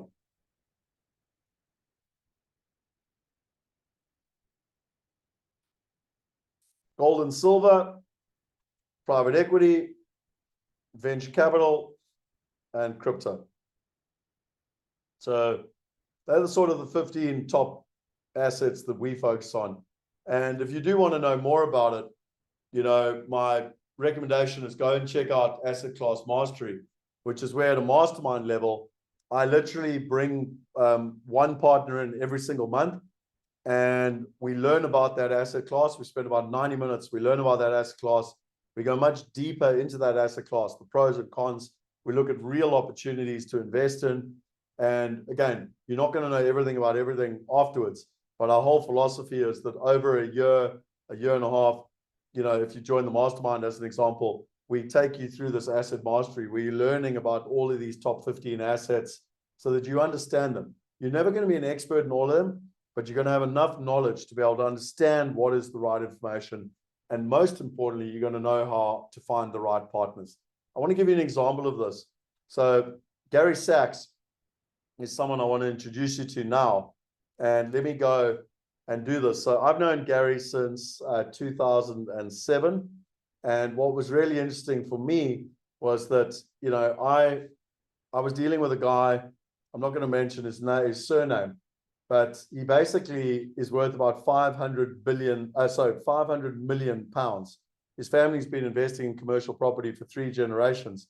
And he's really excited about technology and the fact that people can now participate alongside him. And I mean, the guy's got the most incredible knowledge about London property. And I was walking the streets with him, learning from him. This happened about a year and a half ago. And it was absolutely incredible. And he said, hey, you should chat to my buddy Gary, because he's been selling, you know, residential properties to investors all over the world for 20 plus years, but he's tired of selling them to retail people because he knows the real value is in holding the properties, not selling them. So why don't, you know, he's wanting to build the ability for people to invest alongside him, and everyone benefits for the long term. And I said, awesome, please introduce me, and blow me down. It was Gary. I'd already known Gary since 2007. I've sold a couple of hundred of Gary's units, including that City Peninsula one I mentioned. And anyway, this was an interview that I did with Gary for you guys to learn about London property, everything you need to know about London property, and most importantly, how you can invest and become an institutional investor. So this is where it's time to stop being, what's going on here? Stop being a mom and pop investor, start thinking like an institution. And I look forward to you learning from Gary. So where's Gary gone now? There we are. Gary, let's go. Gary, it's wonderful to have you online. Thanks for jumping on. You know, it's always a privilege and a pleasure to learn from people that are on the ground doing it. I always joke with people, we could bring in Harvard University professors and, I don't know, you know, London Business School economics professors, and they tell us all the rhetoric about what's happening in the market. Or we could do it with someone that, you know, owns hundreds of millions of pounds, has developed billions of pounds, and probably has a better pulse on what's happening in the market. So do me a favor, give us the précis version of your story, how you got to London, and, you know, how you ended up being one of the biggest developers in London. Well, not one of the biggest, but we've done okay. So I left South Africa in 1987 when I was 2. No, I'm kidding. I finished university. I went to Wits, came to England, actually started a little furniture shop. And kind of instead of waiting for customers to come in, I went out looking to all the estate agents.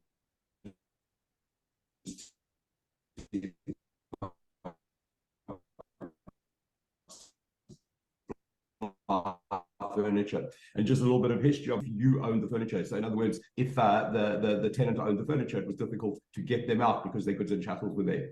So I kind of transitioned from there to kind of being in the early 90s was a bit of a property boom. And slowly but surely, I started buying a flat here and a flat there and turning them and et cetera, and selling them until that went into developments. And we'd buy a whole development, as you talk about, but we didn't hold them. We didn't have the capital to hold, so we kind of flipped them. It was much easier in those days in terms of getting mortgages, etc. And then we kind of transitioned into saying, you know what, why are we selling this stuff? Can we not keep it?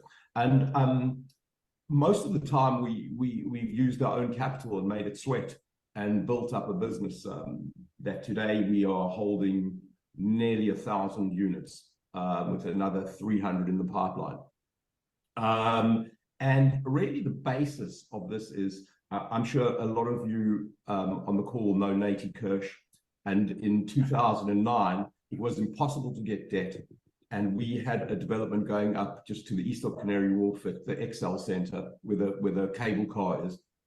And Natie funded me, and he said to me at the time, he said, Gary, you know, he said, he said, I'll go into this deal. He said, we've checked you out. We think you're honest, etc. He said, but he said, I don't know how clever you are, but even stupid people can make money in property. He said, just don't sell it. So and that's very true. Just repeat it there. Sorry, because I know you well, and you drop these little gems in and people miss them. So just remind everyone what you just said there from one of the wealthiest people in the world. He said to me, he said, Gary, I'm not worried about doing this deal with you because even stupid people can make money in property. Just don't sell it. Which is great. You know, you have to generate capital to keep on building. So, you know, you can get to a point where the market gives you a lot of luck, or you can create equity by, for example, planning plays where you buy a piece of land and you get a planning permission, etc. It's just the higher risk stuff that creates equity. And then you've got imputed equity. And that's how we've done it up to now. And in fact, now we're kind of looking at external capital to come in and to fund us. And that ultimately is where we're going. So you have to understand there's been a transition in England. England's famous for saying, you know, your house is your castle. And that's always been, you know, people always trying to buy their own property. Just to give an idea, in England, home ownership sits at about 65% of the population, which is enormous. That is absolutely enormous. But what's happened, and it's happened in the world, is as costs have gone up and as prices have gone up, it becomes more and more difficult to buy properties. It was easy up to the financial crash in 2007 because credit was available. As credit tightened up, it became very, very difficult to buy property. So there's been a transition to rental property. Now, that really comes down to the credit markets, because if you think about it, rent is the ultimate form of credit. Okay, so, you know, if you go back 60, 70 years ago, the first consumer credit was really on cars. And that was because the car manufacturers making a huge margin. How do they get more cars sold? Is they offer credit. Okay, so, you know, and as long as and then they're actually making money on both sides. They're making money on the margins of the cars and on the credit. So what's happened in England is as prices have gone up, credit and credit has tightened up, the rental market has increased. Plus, I think it's included as a general world position of more of a nomad generation where people want to be flexible, want to move. I would guess that out of choice, people would prefer to be homeowners, but they justify being rentals, having a rental, being in a rental because they kind of think it's kind of trendy, etc. And you can kind of get more value. What you don't have to do is invest in a massive deposit. So actually, over a life cycle of someone that is renting on a cash flow basis, it probably works. You know, if you offset the additional rent you're paying to what it might cost you on a mortgage, and you take the cash flow of the deposit, it's probably about break even. But what that's created is it's changed the rental market in the UK quite dramatically. So from moving from single, maybe a portfolio of 4 or 5 units as people see as a pension for themselves, which, as you alluded before, starts becoming a nuisance to run. And that's mainly because if you have a portfolio of 5 and one tenant doesn't pay rent, you've got a 20% hit on your portfolio. Well, even worse, most international investors have a portfolio of 1, and then if that tenant correct. Pay, Correct. So Scott, if you go back a few years, we kind of pioneered rental guarantees. Yeah. And the reason we did rental guarantees was not so much and this, by the way, is when we were selling stock. And the reason we did rental guarantees was not so much to get better prices on our properties. It was to give the confidence, okay, to buyers that they knew their cash flow was secure. And so if you think about it, we had a development of 100 units, and Joe Bloggs bought 1 unit, and Dave Smith bought a 2nd unit. One of them would rent out first, and one of them would rent out second. One of them may have a tenant paying or not, etc. So if you do that over 100 and you consolidate that on, say, a rental guarantee position, that risk is reduced dramatically. Okay, so and reducing the risk, and what you really want is investment in property. You've got to understand property is a long-term investment. If you make money on property in the short term, it's because you're lucky with the market, and you can't predict that. You have to actually be lucky. You can take certain factors, which is what we're doing, and kind of use those factors to your advantage. So just for example, like we're noticing now, there's a huge lack of supply. So one can turn around and say, well, if you look at a macroeconomic position. Well, if you don't mind, I'm actually just going to chuck up a slide of yours from when you presented in August, just while you're talking about this, just so people can actually see what you're talking about. Oh, okay, fantastic. Okay, so we've kind of adopted a kind of a macro policy on the basis that you've got to look at 10, 15 years on property to really get your income. Otherwise, you create a market risk. And we kind of say, well, use what we understand to reduce that risk. We're all about risk reduction on the basis that even stupid people can make money in property, just don't sell it over the long term. Okay, and don't get me wrong, if we get offers on properties that are fantastic, we will sell, but our preference is not to.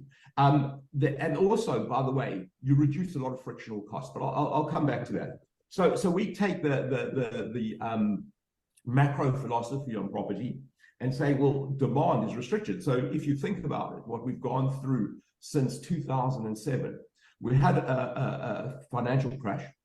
The markets really dipped, but they came back quite strongly because there was a huge wedge of cash waiting for a dip market. And we had a good run between, say, 2012 and 2016. We kind of then started tightening up. Then COVID came, reduced construction. No new developments were really started during COVID. We finished a 700-unit development throughout the period of COVID. So we were very fortunate. Cost increases went up dramatically. So viabilities that developers had done stopped working.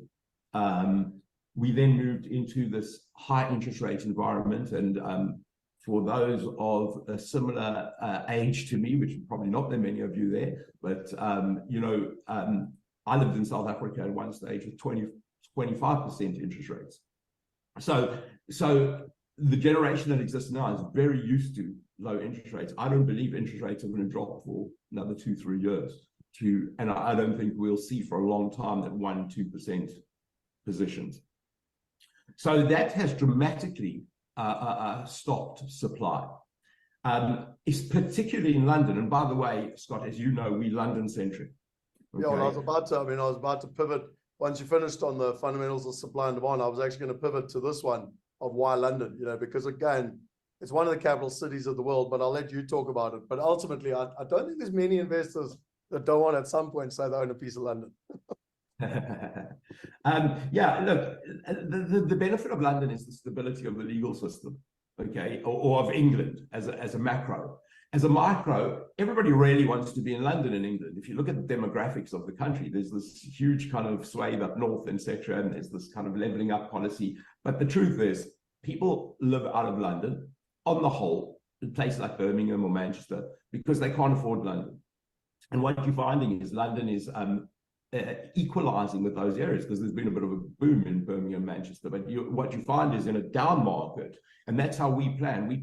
We plan for a down market. So if we can't make something work in the bad times, we don't want it.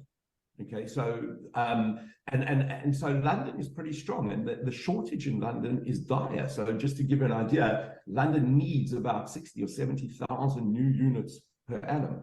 And I think like the average over the last 5-6 years is probably 18, maybe 20,000.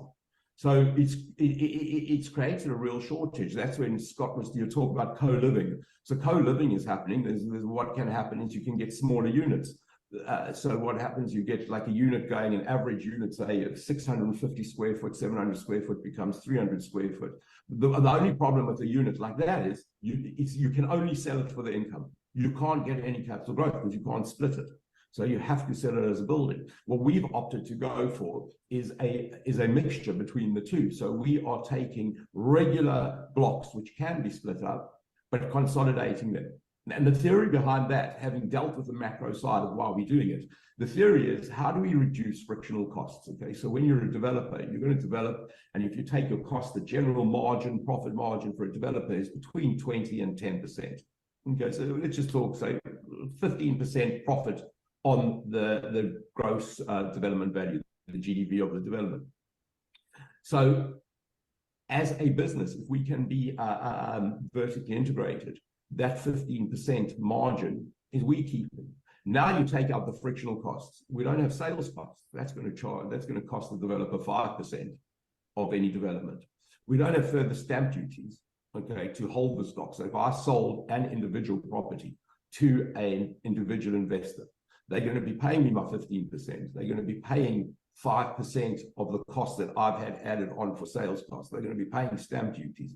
You know, it doesn't take you long to get to 18%. And then when you take the margins at 18%, that's quite a big difference. We also in an environment, obviously, where we've got increasing costs, okay, and a limited land supply. So for anybody that understands basic economics, sorry, if you don't mind, I'm just going to close the door because my dogs are going crazy. Just bear with me. No problem. So just a couple of things to simplify what Gary's saying. In simple terms, when he's talking about cutting the friction costs, what he's saying is just cutting out the middlemen. And if you remember where I showed you the value chain of real estate, I said you could be investing at the end, which is what Gary's just saying, with all these costs all the way along, and that dilutes your return. That's why you never get out of the middle class, because your returns are middle class returns. Or you can go up the value chain, cut out all the middlemen, and that's exactly what Gary's talking about. And of course, by the way, Scott, you're reducing the risk, as I said before, because you've got a development of 100 units. Okay, and you're going to have a small percentage of bad debts. I think our non-payers and our voids run at about 1.5 or 2%, which is very low, very, very low. So we're running, as you know, we actually have just sold it, but we owned an estate agency which we started from scratch called Life Residential, where we manage the properties. We sold it last week actually, but we were running 5,000 properties in London, and I think our voids were like 45. You know, it was unbelievable. So, you know, everything is kind of brewing to make a really good cup of coffee in the residential market in London. Okay, so what you're finding is there's a lot of capital coming in for what they call build to rent, BTR, so kind of professional landlords. What that's done is it's increased the quality of the properties to some degree, but it's also increased the prices, because what happens is now you've got commercial competition. So I'm building a building, I need to put in a bloody nice gym, I need to make a community that people want to live. So it's all about customer retention. And suddenly, instead of us being a landlord, we're actually we're a business with customers. So we don't have tenants, we have customers. And we treat our customers like hotel guests. Of course, that's got slight increase in costs, but the relative cost increase is far less than the relative rent increase we can get, because people feel part of a community, they feel valued, etc. And and that's kind of the direction that we have gone and that we are going in. Okay, so we're trying to, and then the risk profile of the development, of course, is what you do. Do you buy a piece of land and take the risk of getting planning? And you must understand, when you do that, if you don't get the planning, you've kind of lost your money. You've got a mini field. Okay, if you can get that margin, that's how you make your most margin. So, you know, it's a risk return. The development risk we don't really see as a risk, because we tend to close our contracts in terms of the construction, etc. So just to give an example, through COVID, Okay, we built, as I said, we built the tallest tower in West London, 57 stories, 700 units, and that was constructed through COVID. And believe it or not, our entire cladding came from Wuhan. Okay, so you can imagine our kind of blood pressure when COVID started, but we closed the contract with the contractor, so we had zero cost increases. In fact, we agreed to pay, I think, on a £200 million contract, we agreed to pay $1.5 million, and that was shipping costs, because shipping containers went up hugely during COVID, and so we agreed to pay some of the costs. And that was just a gesture of goodwill because of the amount of business we do with the contractor. And the Chinese cladding company also took some of the hit. So we kind of reduced that risk. And so the development risk we're quite comfortable with. We're super comfortable with the rental risk, because the supply and demand, it's going to take, I don't think it's soluble, actually, or solvable, actually, is the word. It will take 20 years at London at full capacity to build, to catch up, to actually provide the stock. The planning system in England is so bureaucratic and so difficult to navigate. And just give you an example, when I say about costs and difficulty of planning and restriction of demand, as you know, very sadly, there was the fire in London at Grenfell Tower. Now, the fire at Grenfell happened. It was a perfect storm. The building had bad cladding put on, it had no fire sprinkler system, etc., etc. So if you compare that building to one of our buildings, completely different. It's chalk and cheese, right? So we have full fire. In fact, we have the highest possible fire rating in our buildings. But what, in their wisdom, they decided to do was to say to anybody building a tower, and it went from 18 meters, from 30 meters and above down to 18 meters. Now, think about 18 meters. That's not that tall a building. That's like kind of, I don't know, 7 stories, 6, 7 stories. And they said, right, you have to have a second means of escape, a second staircase. Now, the rules in a tall building from a fire perspective is stay where you are, because you've got a fire system that works and that functions individually in every single room in our building. So obviously they kind of cracked a nut with a sledgehammer and decided to put 2 staircases. Now, think about what that happens in a building. You're just taking out 10% of your usable space, which increases the costs. So you have a situation where a lot of developments aren't viable, and a lot of architects have had to go back to the drawing board and redraw up. So that's just another addition to the restriction on supply.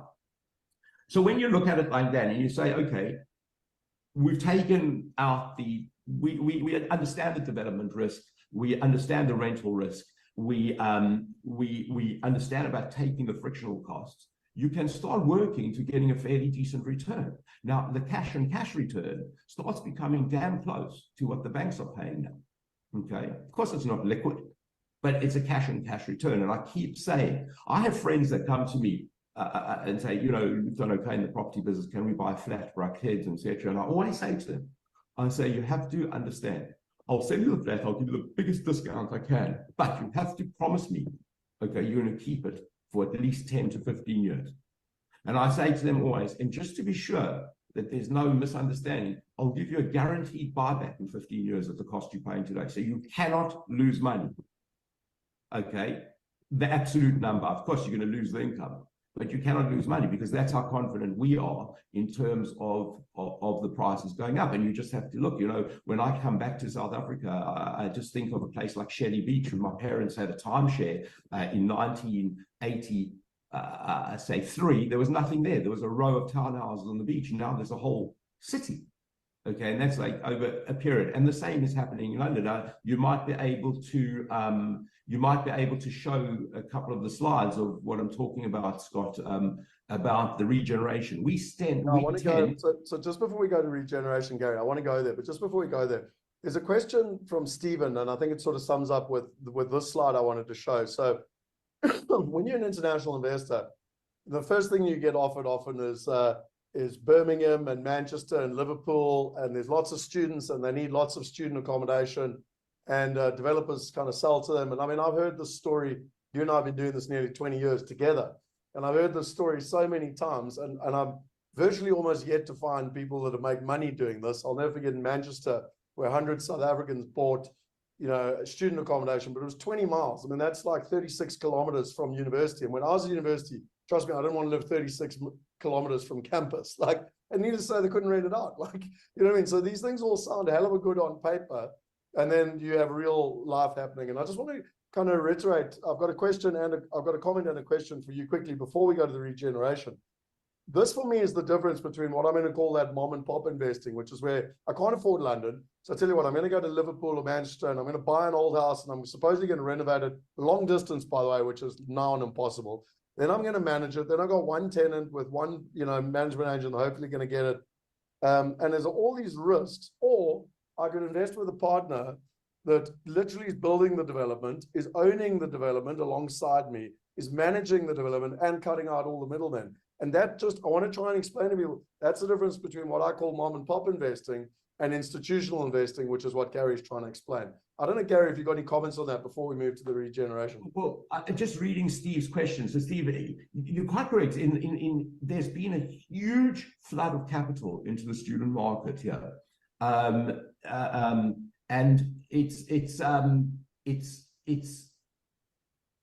it kind of defies belief, really, the amount of quantity that's happening. But what you find is that people jump on a bandwagon and eventually there'll be oversupply.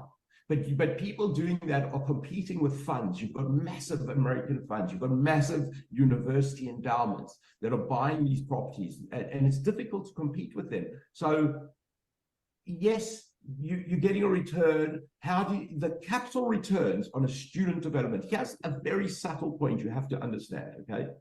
The returns on a student development are purely based on income, okay? So if, let's just say, for example, you've got income at 5%, you've invested £1 million, right?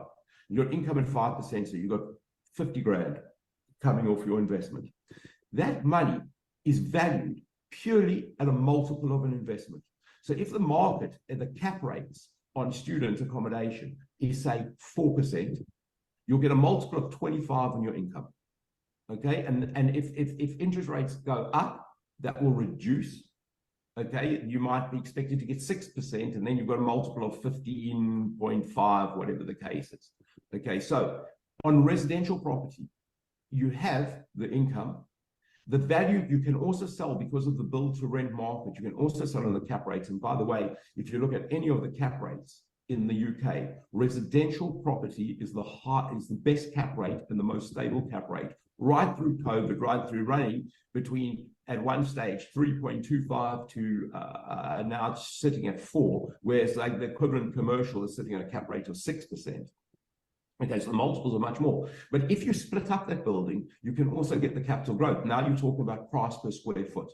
Okay, so income is generally based not on price per square foot. It's based on the market, etc. Price per square foot often has no correlation. In a buyer's market, has no correlation. I mean, I've been in an exhibition in Hong Kong when we, 20 years ago, where we'd go in and we started on a Friday selling properties at £650 a square foot, and by Sunday we're selling at £800 a square foot. Okay, which is like ridiculous. So that is the one fundamental understanding of what we do in terms of rental. Okay, so your exit and your IRRs on exit can be much, much higher than say what a student ultimately can be. Okay, a student accommodation.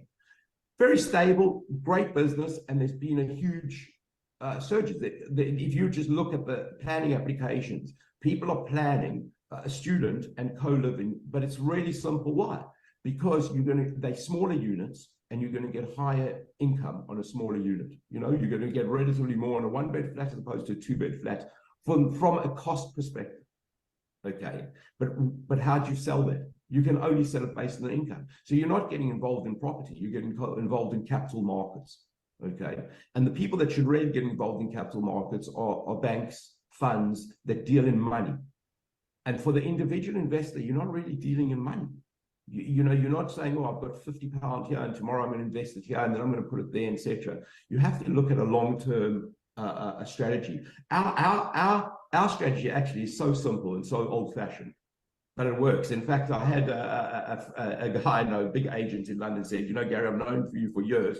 He says, you're one of the only guys that I know is still doing the same thing you were doing 25, 30 years ago. But, you know, it's kind of old-fashioned landlord and tenant, but do it in a much better way. I recommend a really good book, and the philosophy that we look at from a tenant perspective is the guy that started Four Seasons Hotel, Isidore Sharp. And he has a great biography, and where he says, put the customer first and foremost, okay, and everything else will follow, okay? So, sorry, Scott, and one other thing that we do is we tend to fix our interest rates, okay? So in the good times, we kind of fix them. In the bad times, we let them float.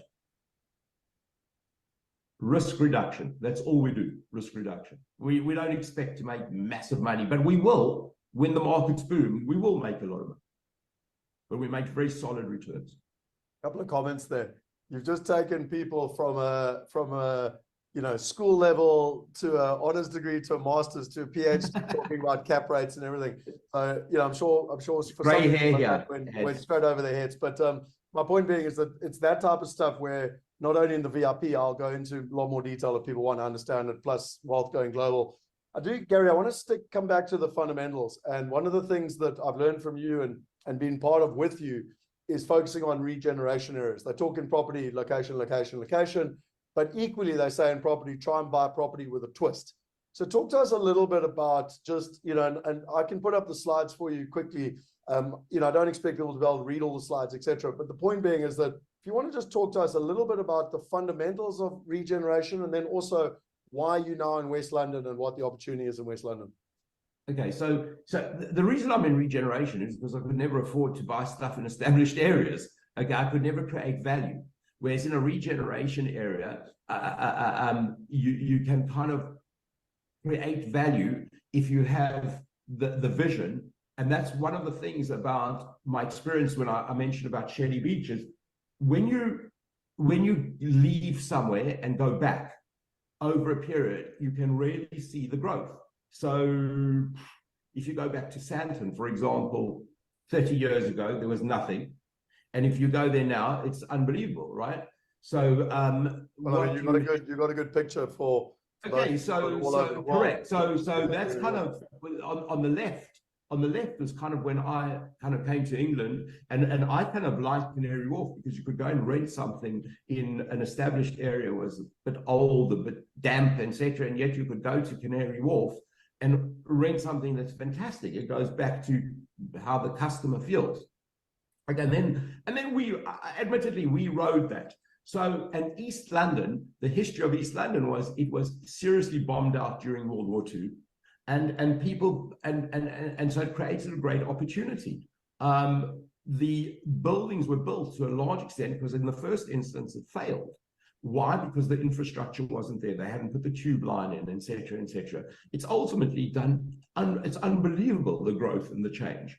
So we kind of looked at that, and we happened to be based in West London, and West London is going through a transition. And West London actually is a bit of a no-brainer because it's much closer to the center of London, okay, than East London. But we were given a gift in the fact that they decided to build, I don't know if you guys follow the UK news, but you would have heard a lot about HS2 and it being cancelled. So HS2 is the high-speed rail link, which they were doing between London, Birmingham and Manchester.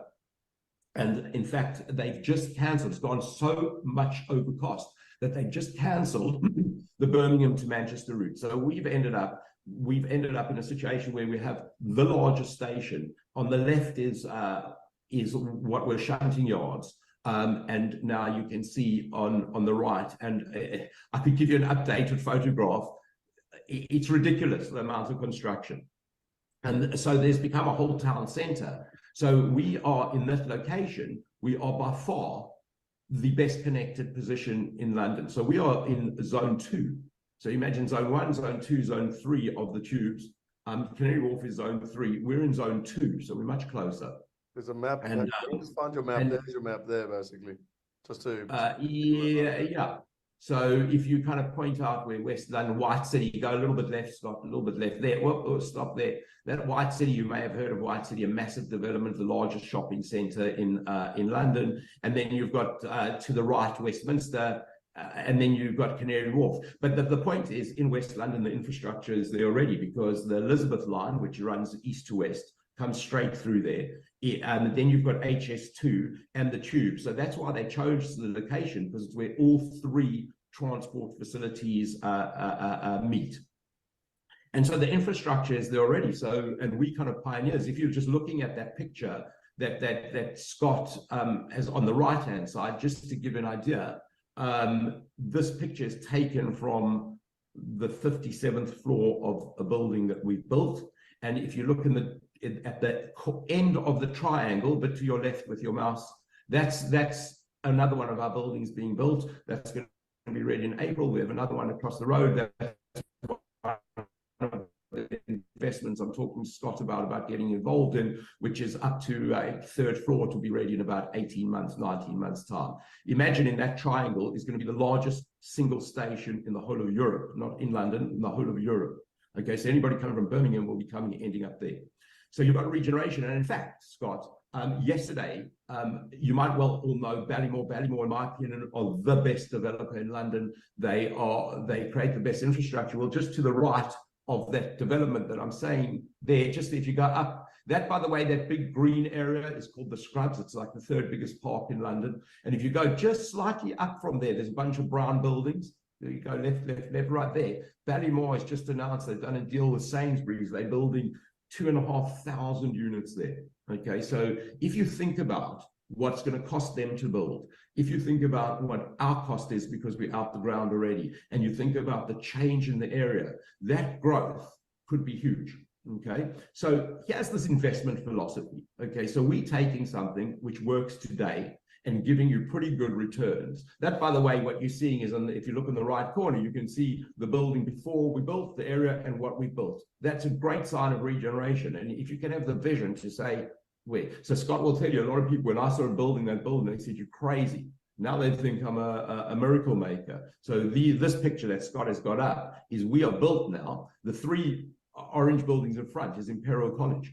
Okay, they've got planning permission, they're about to start building. So that whole area is going to transform. All that area that you can see behind is part of the HS2 redevelopment. That's all, and the stations, all part of the HS2 redevelopment. So here's the investment, okay? We know, and we work on current rates, current rents versus current interest rates to make a return. You might not get the 6, 7, 8% return on cash and cash. You're probably going to get net 4.5% return cash and cash. But think about the massive growth between now and 15 years with the regeneration, where all of a sudden you're sort of in central London, because central London is going to move towards the west because of the density levels. So, and at that point in time, unlike student accommodation, you could choose to break up the building and sell individual units, and think of what the cap growth is. So over the period, the cap growth is there. And we all have to look historically, how did our parents buy a house for £10,000 in 1960 FTSE, okay, and then end up with a house that's worth £2 million today? How did that happen in a relatively short space of time? So, you know, I think that it's quite a subtle understanding to say. So my view is, if you'd say property is a long-term investment, you buy efficiently through reduction of frictional costs. Okay, you end up and you hold it. You just have to hold it. And over time, you can grow it. It will grow naturally through supply and demand, increasing population. Okay, as they say, God has closed the factory of land. He's not building any more land. Okay, he's closed that factory. So supply is going to be reduced. You're increasing costs, etc., etc. And then you've got the addition.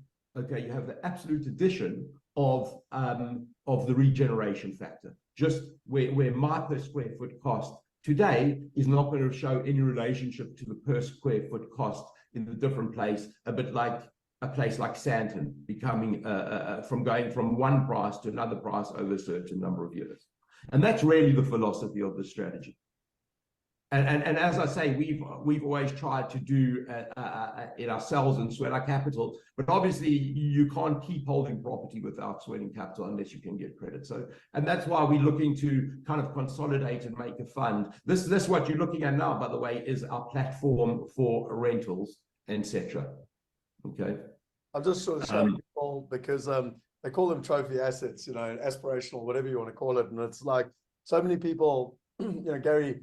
Even when you and I were doing this 15 years ago, it took a hell of a lot of money even to buy one apartment. And then you had to go set up an offshore structure and you had to get a mortgage and then you had to manage the property and the hassle and everything in between. And, you know, what I love with what you're saying and in simple terms is that in the past, used to, you know, I would help work with you, but we would help someone buy an apartment and then they were kind of on their own, like go and own this apartment. Yeah, there'll be a management agent, whatever, but it's kind of yours. Nowadays, you can partner with you in the development, you owning a piece of the building, I'm owning a piece of the building, you know, Joe Soap's owning a piece of the building, and we're holding it for 5-10 years, and you've got a full management solution, cutting all the middlemen out, which obviously is increasing the return, reducing the risk. And, you know, when we exit, there's multiple exit strategies, whether it's selling them off individually or selling them to an institution or whatever. I mean, have I summed it up, you know, in simple terms for people? Yeah. You know what? Can I give the bottom line? We're in the business not making money. We're in the business of not losing money.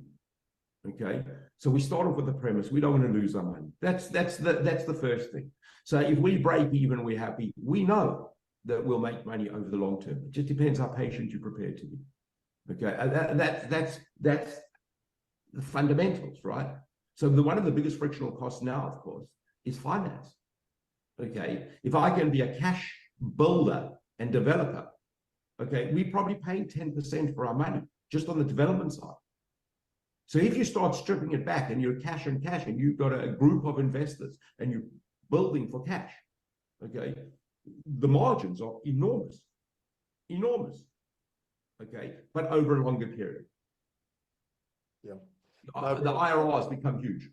Well, look, I've squeezed more time out of you than I asked for. So you promised to give me 15-20 minutes, and Cheryl said, "How can I get in touch?" You know, Cheryl, between Gary and I, we're going to be putting an opportunity together. It's going to be on the Wealth Migrate platform. People will be able to invest directly alongside, you know, with Gary and the team from a partnership perspective. So yeah, just watch the space. It's literally funny enough. While Gary was on live, Ian Cohen, his partner, was phoning me, going, "Hey, we need to do the numbers because we were having a meeting yesterday about the numbers." So it's a work in progress in terms of where we're going. Scott, there's just one question I just saw from Caroline, just questioning on overvalues and what is the value of a property. So Caroline, my belief is the value of the property is the income it produces. Okay, that's very simple. You know, if it doesn't produce an income, what's it worth? It's worth whatever anybody will pay for it because they fancy that property. Okay, with residential property and the liquidity of residential property, it's worth what the income is in today. But you know what? At some point in time, there'll be someone that wants to buy that property from you for an inflated price. You know what I love, Gary? You weren't on an hour and a half ago, and I literally started an hour and a half ago, and I showed them all the international markets, and I said, whether you own a house to live in or you own a house to rent, it should be based on the income of what you can get for it. So the nice thing is, Scott, interestingly enough, the people that buy the house to own to live in, it doesn't matter. It's your home. As long as you're happy there and you can afford it, doesn't matter. And that's why people will pay. So if I've got a really nice home, someone will buy that from me at an inflated price because there's a real value to that. At this moment in time, majority of the market is just income based. Yeah, no, brilliant. Listen, I'm going to bounce. Thank you very much for your time. I really, really appreciate it. Absolute pleasure. There's a hell of a lot of questions. I hope your weather is all better than mine. It's crap in London. There's a hell of a lot of questions that come up. Shane will be taking them all and I'll be answering them in the VIP room. But this, I'm sure, will not be the last time Gary and I chat. I always joke with people. He literally, him and his partners, pioneered furniture packs and rental guarantees, and and everything 25 years later, so that international investors could get into the London market. And what I'm really excited about is with him pioneering this buy-to-let space or buy-to-own space using technology now, and it's going to be a game changer for everyone. So thank you, Gary. I'm really excited. And if anybody ever comes to London, feel free to contact me and we'll take you around, show you with pleasure. Awesome. Keep on, mate. Cheers, guys. Thanks very much. Bye. Bye. Did you enjoy that? Did you enjoy learning from Gary? And you start to see the difference between a mom and pop investor and thinking like an institution. Is it starting to make sense now? Like, so remember how I've said to you all along, right information, right partners. Can you start to see that you got to get the right information? And today, I've tried to share with you where to get the right information, but also it's about the right partners. It's about actually having people like him on the ground. They're going to help you execute. Like, do you think you'll do better if you fly London and meet an estate agent and buy an apartment in a market you don't know, or if you put your money alongside his money and you treat it in the same way? Think about that. Which one? Now you start to see the difference. Mom and pop investor, institutional investor. Amazing, eh? Amazing different mindsets. So I know that we're on the 2 hours here, and I once again am guilty of trying to share too much. I've got another gift I want to give you. And there's this amazing lady, a lot of you know her already, called Ann Wilson. And one of the things that I wanted to do for this event was that if we're talking about assets, there's two assets that most people understand. There's the stock market and there's property. So I wanted Gary to explain property, and particularly London property. No matter where you are in the world, people are interested in London property generally. And so Gary has explained London property. There's a second gift I want to give you, and it's going to be, Shane, I see that you've spelled resources wrong there, or someone spelled resources wrong there. But on the resources page, there's also a video from Ann Wilson. And Ann Wilson, in my opinion, is the best I've found in the world to explain the stock market, how to invest in the stock market, and do it through ETFs. Okay, so again, there's a video there from Ann that I would highly, highly recommend. Again, I would do it as soon as possible if you can, as part of the homework.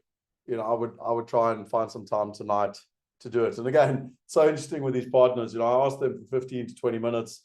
I could interview them, and all of them over-delivered. Gary was 40-odd minutes. I think Ann is close to 50-odd minutes, which I just love. You know, none of them are paying, you know, I'm not paying any of them to be here. It's because we share a common passion and a purpose about empowering people. But again, Gary's on the property side, Ann is on the stock market side. And I can see there's lots of people saying Ann is awesome, love Ann too, Ann is fabulous. So if you don't know who Ann is, I think you've got a bunch of people that agree with me that Ann is amazing. So yeah, you know, what you've been through today, and again, this is just understanding these different asset classes. You've done Gary Sachs at the London residential large scale, and you've also got Ann Wilson to take you through ETFs, which is the most cost-effective and efficient way to invest in the stock market in terms of that process. So I want to look to wrap things up for the day. And I, again, talk to you about this journey of unconscious incompetence, conscious incompetence. And now you start to see, no matter how sophisticated you are, you start to think, wow, okay, I didn't know all of that stuff that Gary Sachs was talking about in London property. And if I just went into London property, on my own, compared to, going in with a partner like Gary Sachs, there's probably a hell of a lot he could teach me. And now you start to realize that, now you're consciously incompetent, even though you thought you knew what you were talking about. I've had people come to me and they go, that session we did earlier on the 15 different asset classes, they're like, I know it all already. I'm like, cool. I'm sure you know about the theory of it, but do you know where to find all the right partners? And Sandra's saying, from the sounds of it, Ann Wilson's one to check out. Yep, she definitely is. So I want to kind of finish with a comment for you today before we wrap up. And it's the iceberg. And what I've shared with you today, tonight, wherever you are in the world, I've tried to kind of show you where to find the information for countries at a residential level, but there's still commercial and other alternative assets. I've tried to show you where to get the information for currencies. And I've also tried to show you where to get the top 15 assets in terms of that process. And, I think what's important basically is, that's why we created Wealth Going Global. Now, I don't want to go and recreate Wealth Going Global in the challenge, but I do want to just share with you for those that want to go a little bit deeper. And what you're about to discover is how to build globally diversified passive income simply and safely without making mistakes that most people make when trying to do it themselves. Fair call? Can I have your permission quickly to share with you how you can literally use this home study course? Yes or no? Okay, so this is the sheet. You've seen this lots and lots of times, this investor strategy sheet. And basically what we did with Wealth Going Global is we literally built out each one of these modules for you. So you got the power of clarity, and that's where we go into understanding your why. It's all about Simon Sinek. It's taking you through the power of clarity and your why in terms of this process. And it's all about getting clear on your top 5 reasons why you want to make this a reality. People literally just some feedback, loved the session. Thanks so much. Beautiful story. Thank you, rewarding, amazing session, profound, etc. Now, just to show you quickly, just in case you want to actually see how this all works, because I don't know about you, but I'm the type of person who likes to actually see this stuff live. Is that if you log in here, why is it doing that to me?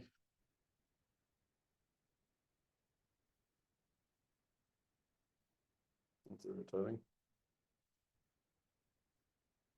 Okay, just give me 2 seconds.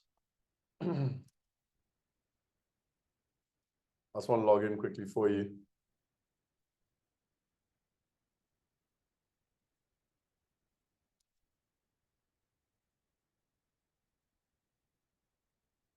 I'm just logging into the Wealth University here. By the way, someone asked last night in the VIP room, how much does it cost to get into the Wealth University? It's free. You can literally go in. So you go to Wealth Going Global here, the course, and I'm just going in. There's a whole bunch of communities and feedbacks and whatever. What I love about this is I can literally go in, I can go to the power of clarity, and I can go and watch the video all about it, and I can go and read the material with all the different materials, basically. So everything is basically here. Then I can go to countries, and literally, just like we went through tonight, where to invest, how to find the top 5 countries, literally understand the GIDS model, review the country data, and choose your top 5 countries. And again, darn right, mind blown away, great stuff. This is fantastic, sounds phenomenal, amazing. Thanks so much, Scott. Thanks very much. So again, just to go back here, you literally go in, the next module, countries, and you literally go in and you can see, again, this is the detail plus the material, all the different stuff, the calculators, all the different graphs, Clem Santa, everything. It's all here, all the different countries, America, population, all the links to everything. So again, you can go and sort of find the stuff all yourself, or you can literally, use what we've built. Next one is currencies. I told you already that this is all about choosing your top 5 currencies. And again, thanks so much. This was a great session. Loved it and your passion. Just want to let you know how much I appreciate you and your passion to impart this material. And again, if you go back to here, James Painter took us through this one. So this is currencies. And you literally go through, and there's the lesson on currencies. And then you've got all the material in terms of, wealth, the global wealth index and everything in between. Then you go to assets. And this one actually I broke up into 2 sections. And the reason being is there was so much to share. But ultimately, it's about choosing your top 15 assets. So it's all about the primary versus the secondary markets. It's about asset allocation. It's about the 15 most recognized asset classes, the 8 golden rules, and the top 15 asset classes to invest in, according to the data. Now, this again is another model that was developed many years ago by us when you're investing in residential property. We call this the 100-point system. This is our GIDS system, which is 132, I think, point due diligence checklist to be able to go through for commercial property. And then the action steps are, again, review all the cheat sheets and ultimately choose your top 15 assets. And again, what people said, this is amazing, outstanding session, great stuff. Love this concept. I very much dislike surrendering control on investments and paying high fees. Oh, wow, it's been a great morning. Thanks very much. Really enjoyed.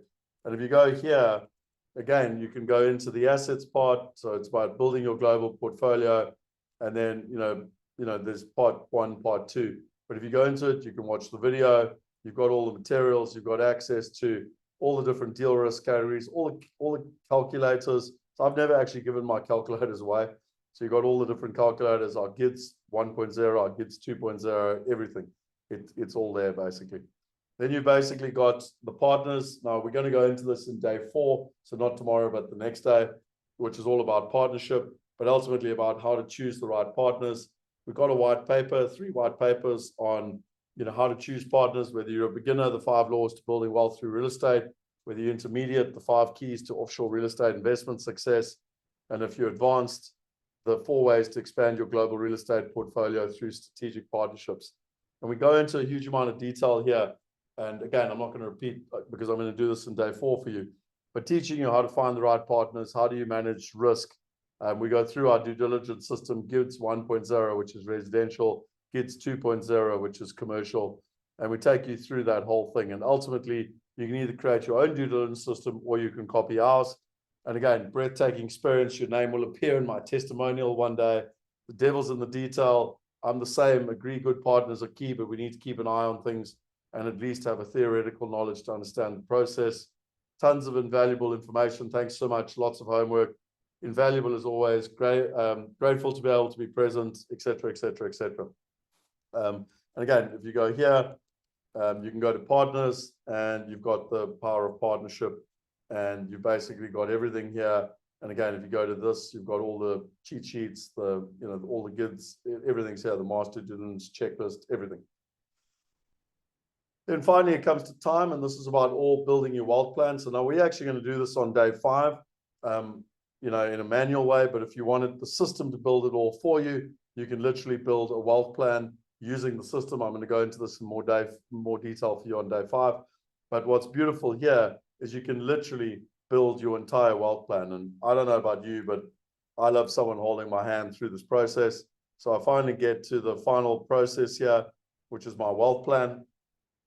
And if you filled in and done your homework all through the first 5 modules, you literally go here and you click on it, and there's your wealth plan that's designed, your why, your how, and your what. I don't know about you, but I get very, very excited when I see this. Then you can go to your, your investor strategy sheet. And again, if you've done your homework, you can literally download your certificate and you can have your own personalized investor strategy sheet, which will show you where you should invest in, top 5 countries, residential, commercial, and alternative assets, top 5 currencies, and your top 15 assets. And again, this is individualized. It's not just in general, it's for you at an individual level. So I'm sorry, I'm the one that gets like super, super excited because I don't think people realize how easy we've made it for them. So again, thanks guys, you're changing lives. This is amazing. Thank you. Another great session. This is excellent. Great presentation, super cool, etc., etc. So, I mean, those are the results. You walk away with your own wealth plan and you have an investor strategy sheet. And then finally, it's bringing it all together with technology. It's a bonus session. And we literally, bring it all together with technology and the future of smart investing. And I basically teach people how to use technology. So that's it. That's what Wealth Going Global is. It's a resource that you can use forever. And, for me personally, I just wanted to show people that we've got the substance if you want to go deeper and see it all. And if you want these type of results, just in terms of the value, the book, I sold the book for $30.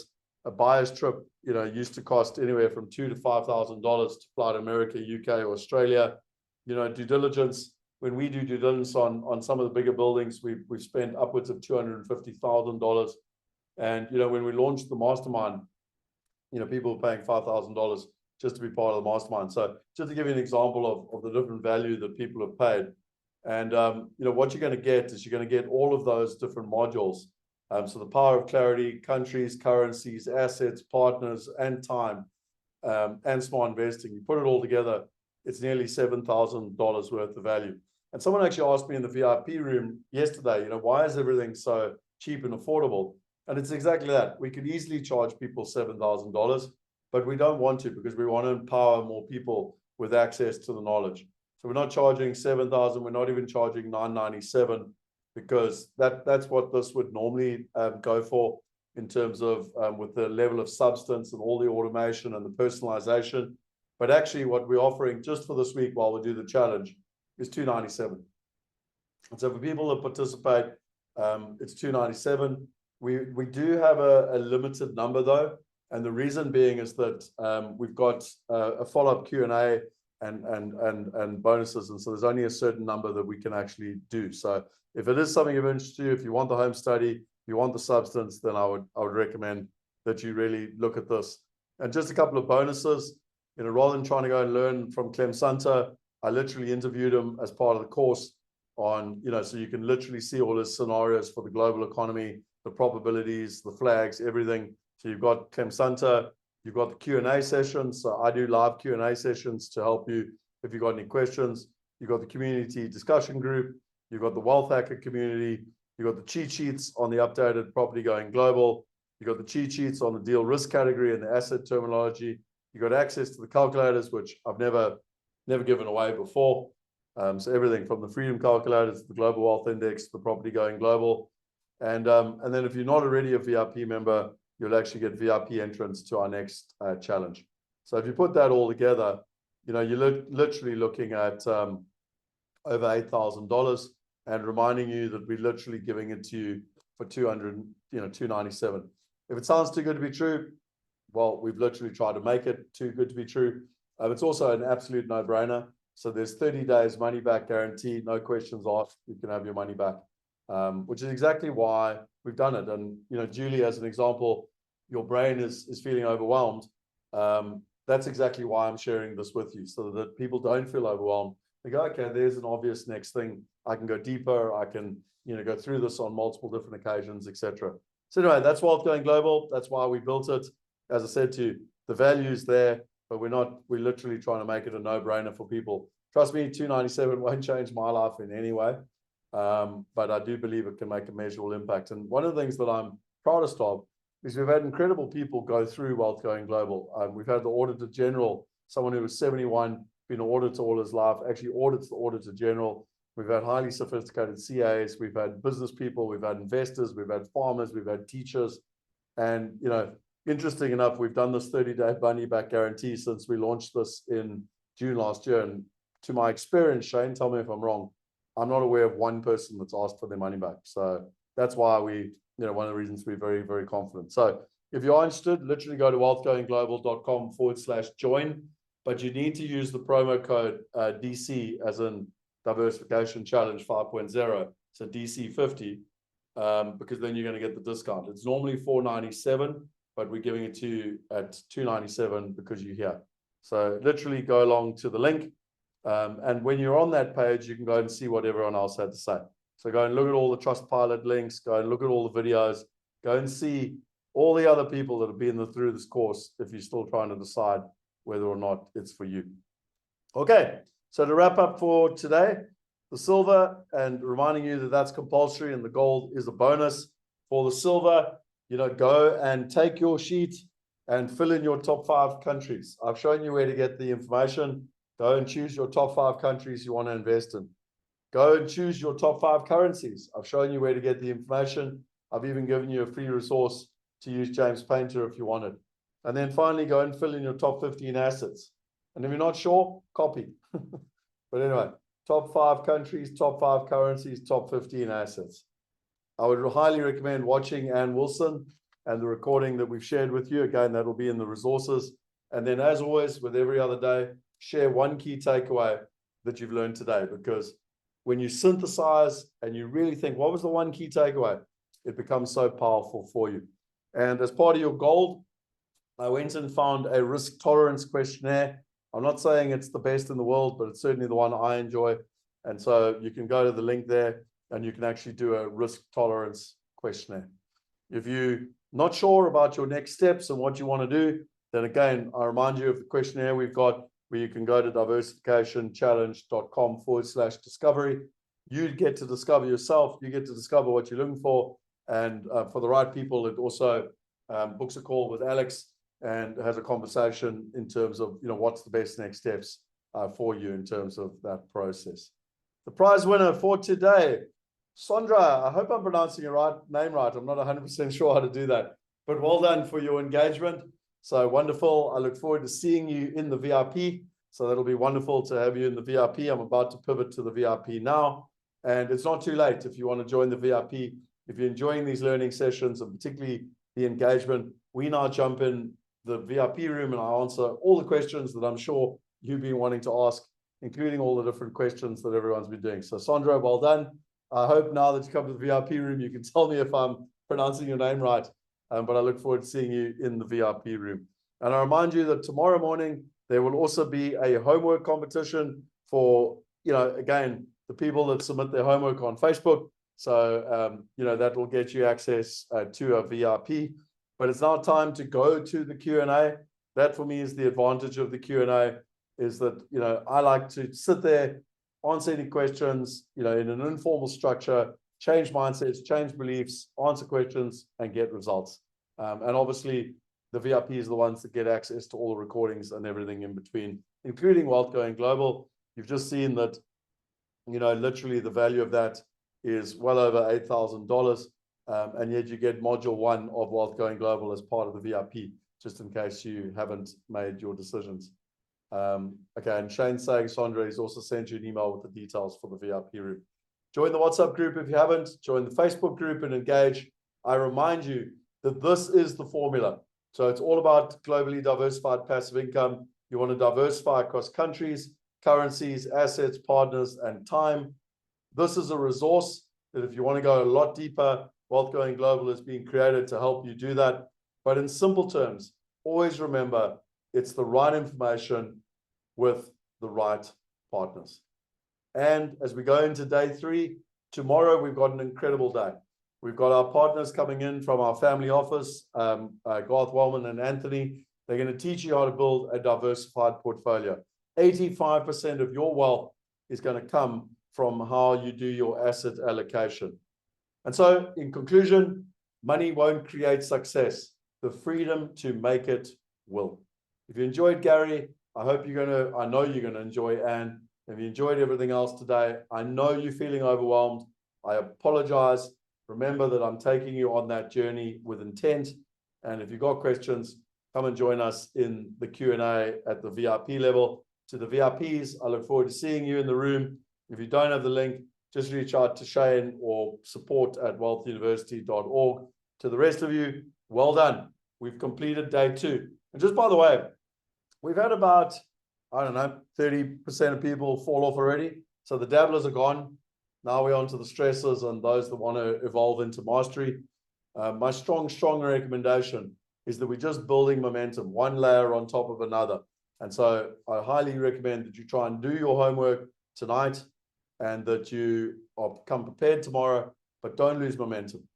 Your future self, 10 years from now, is begging you to keep going. And we've given you a whole bunch of resources. You can do it on your own. We've given you further tools to do home study. We're going to keep showing you over the next 3 days the steps and how you can get there. Remember, we made a commitment to ourselves yesterday to just keep the hope. If others can do it, if thousands of other people can do it, you too can do it. And on that note, I'll see you tomorrow.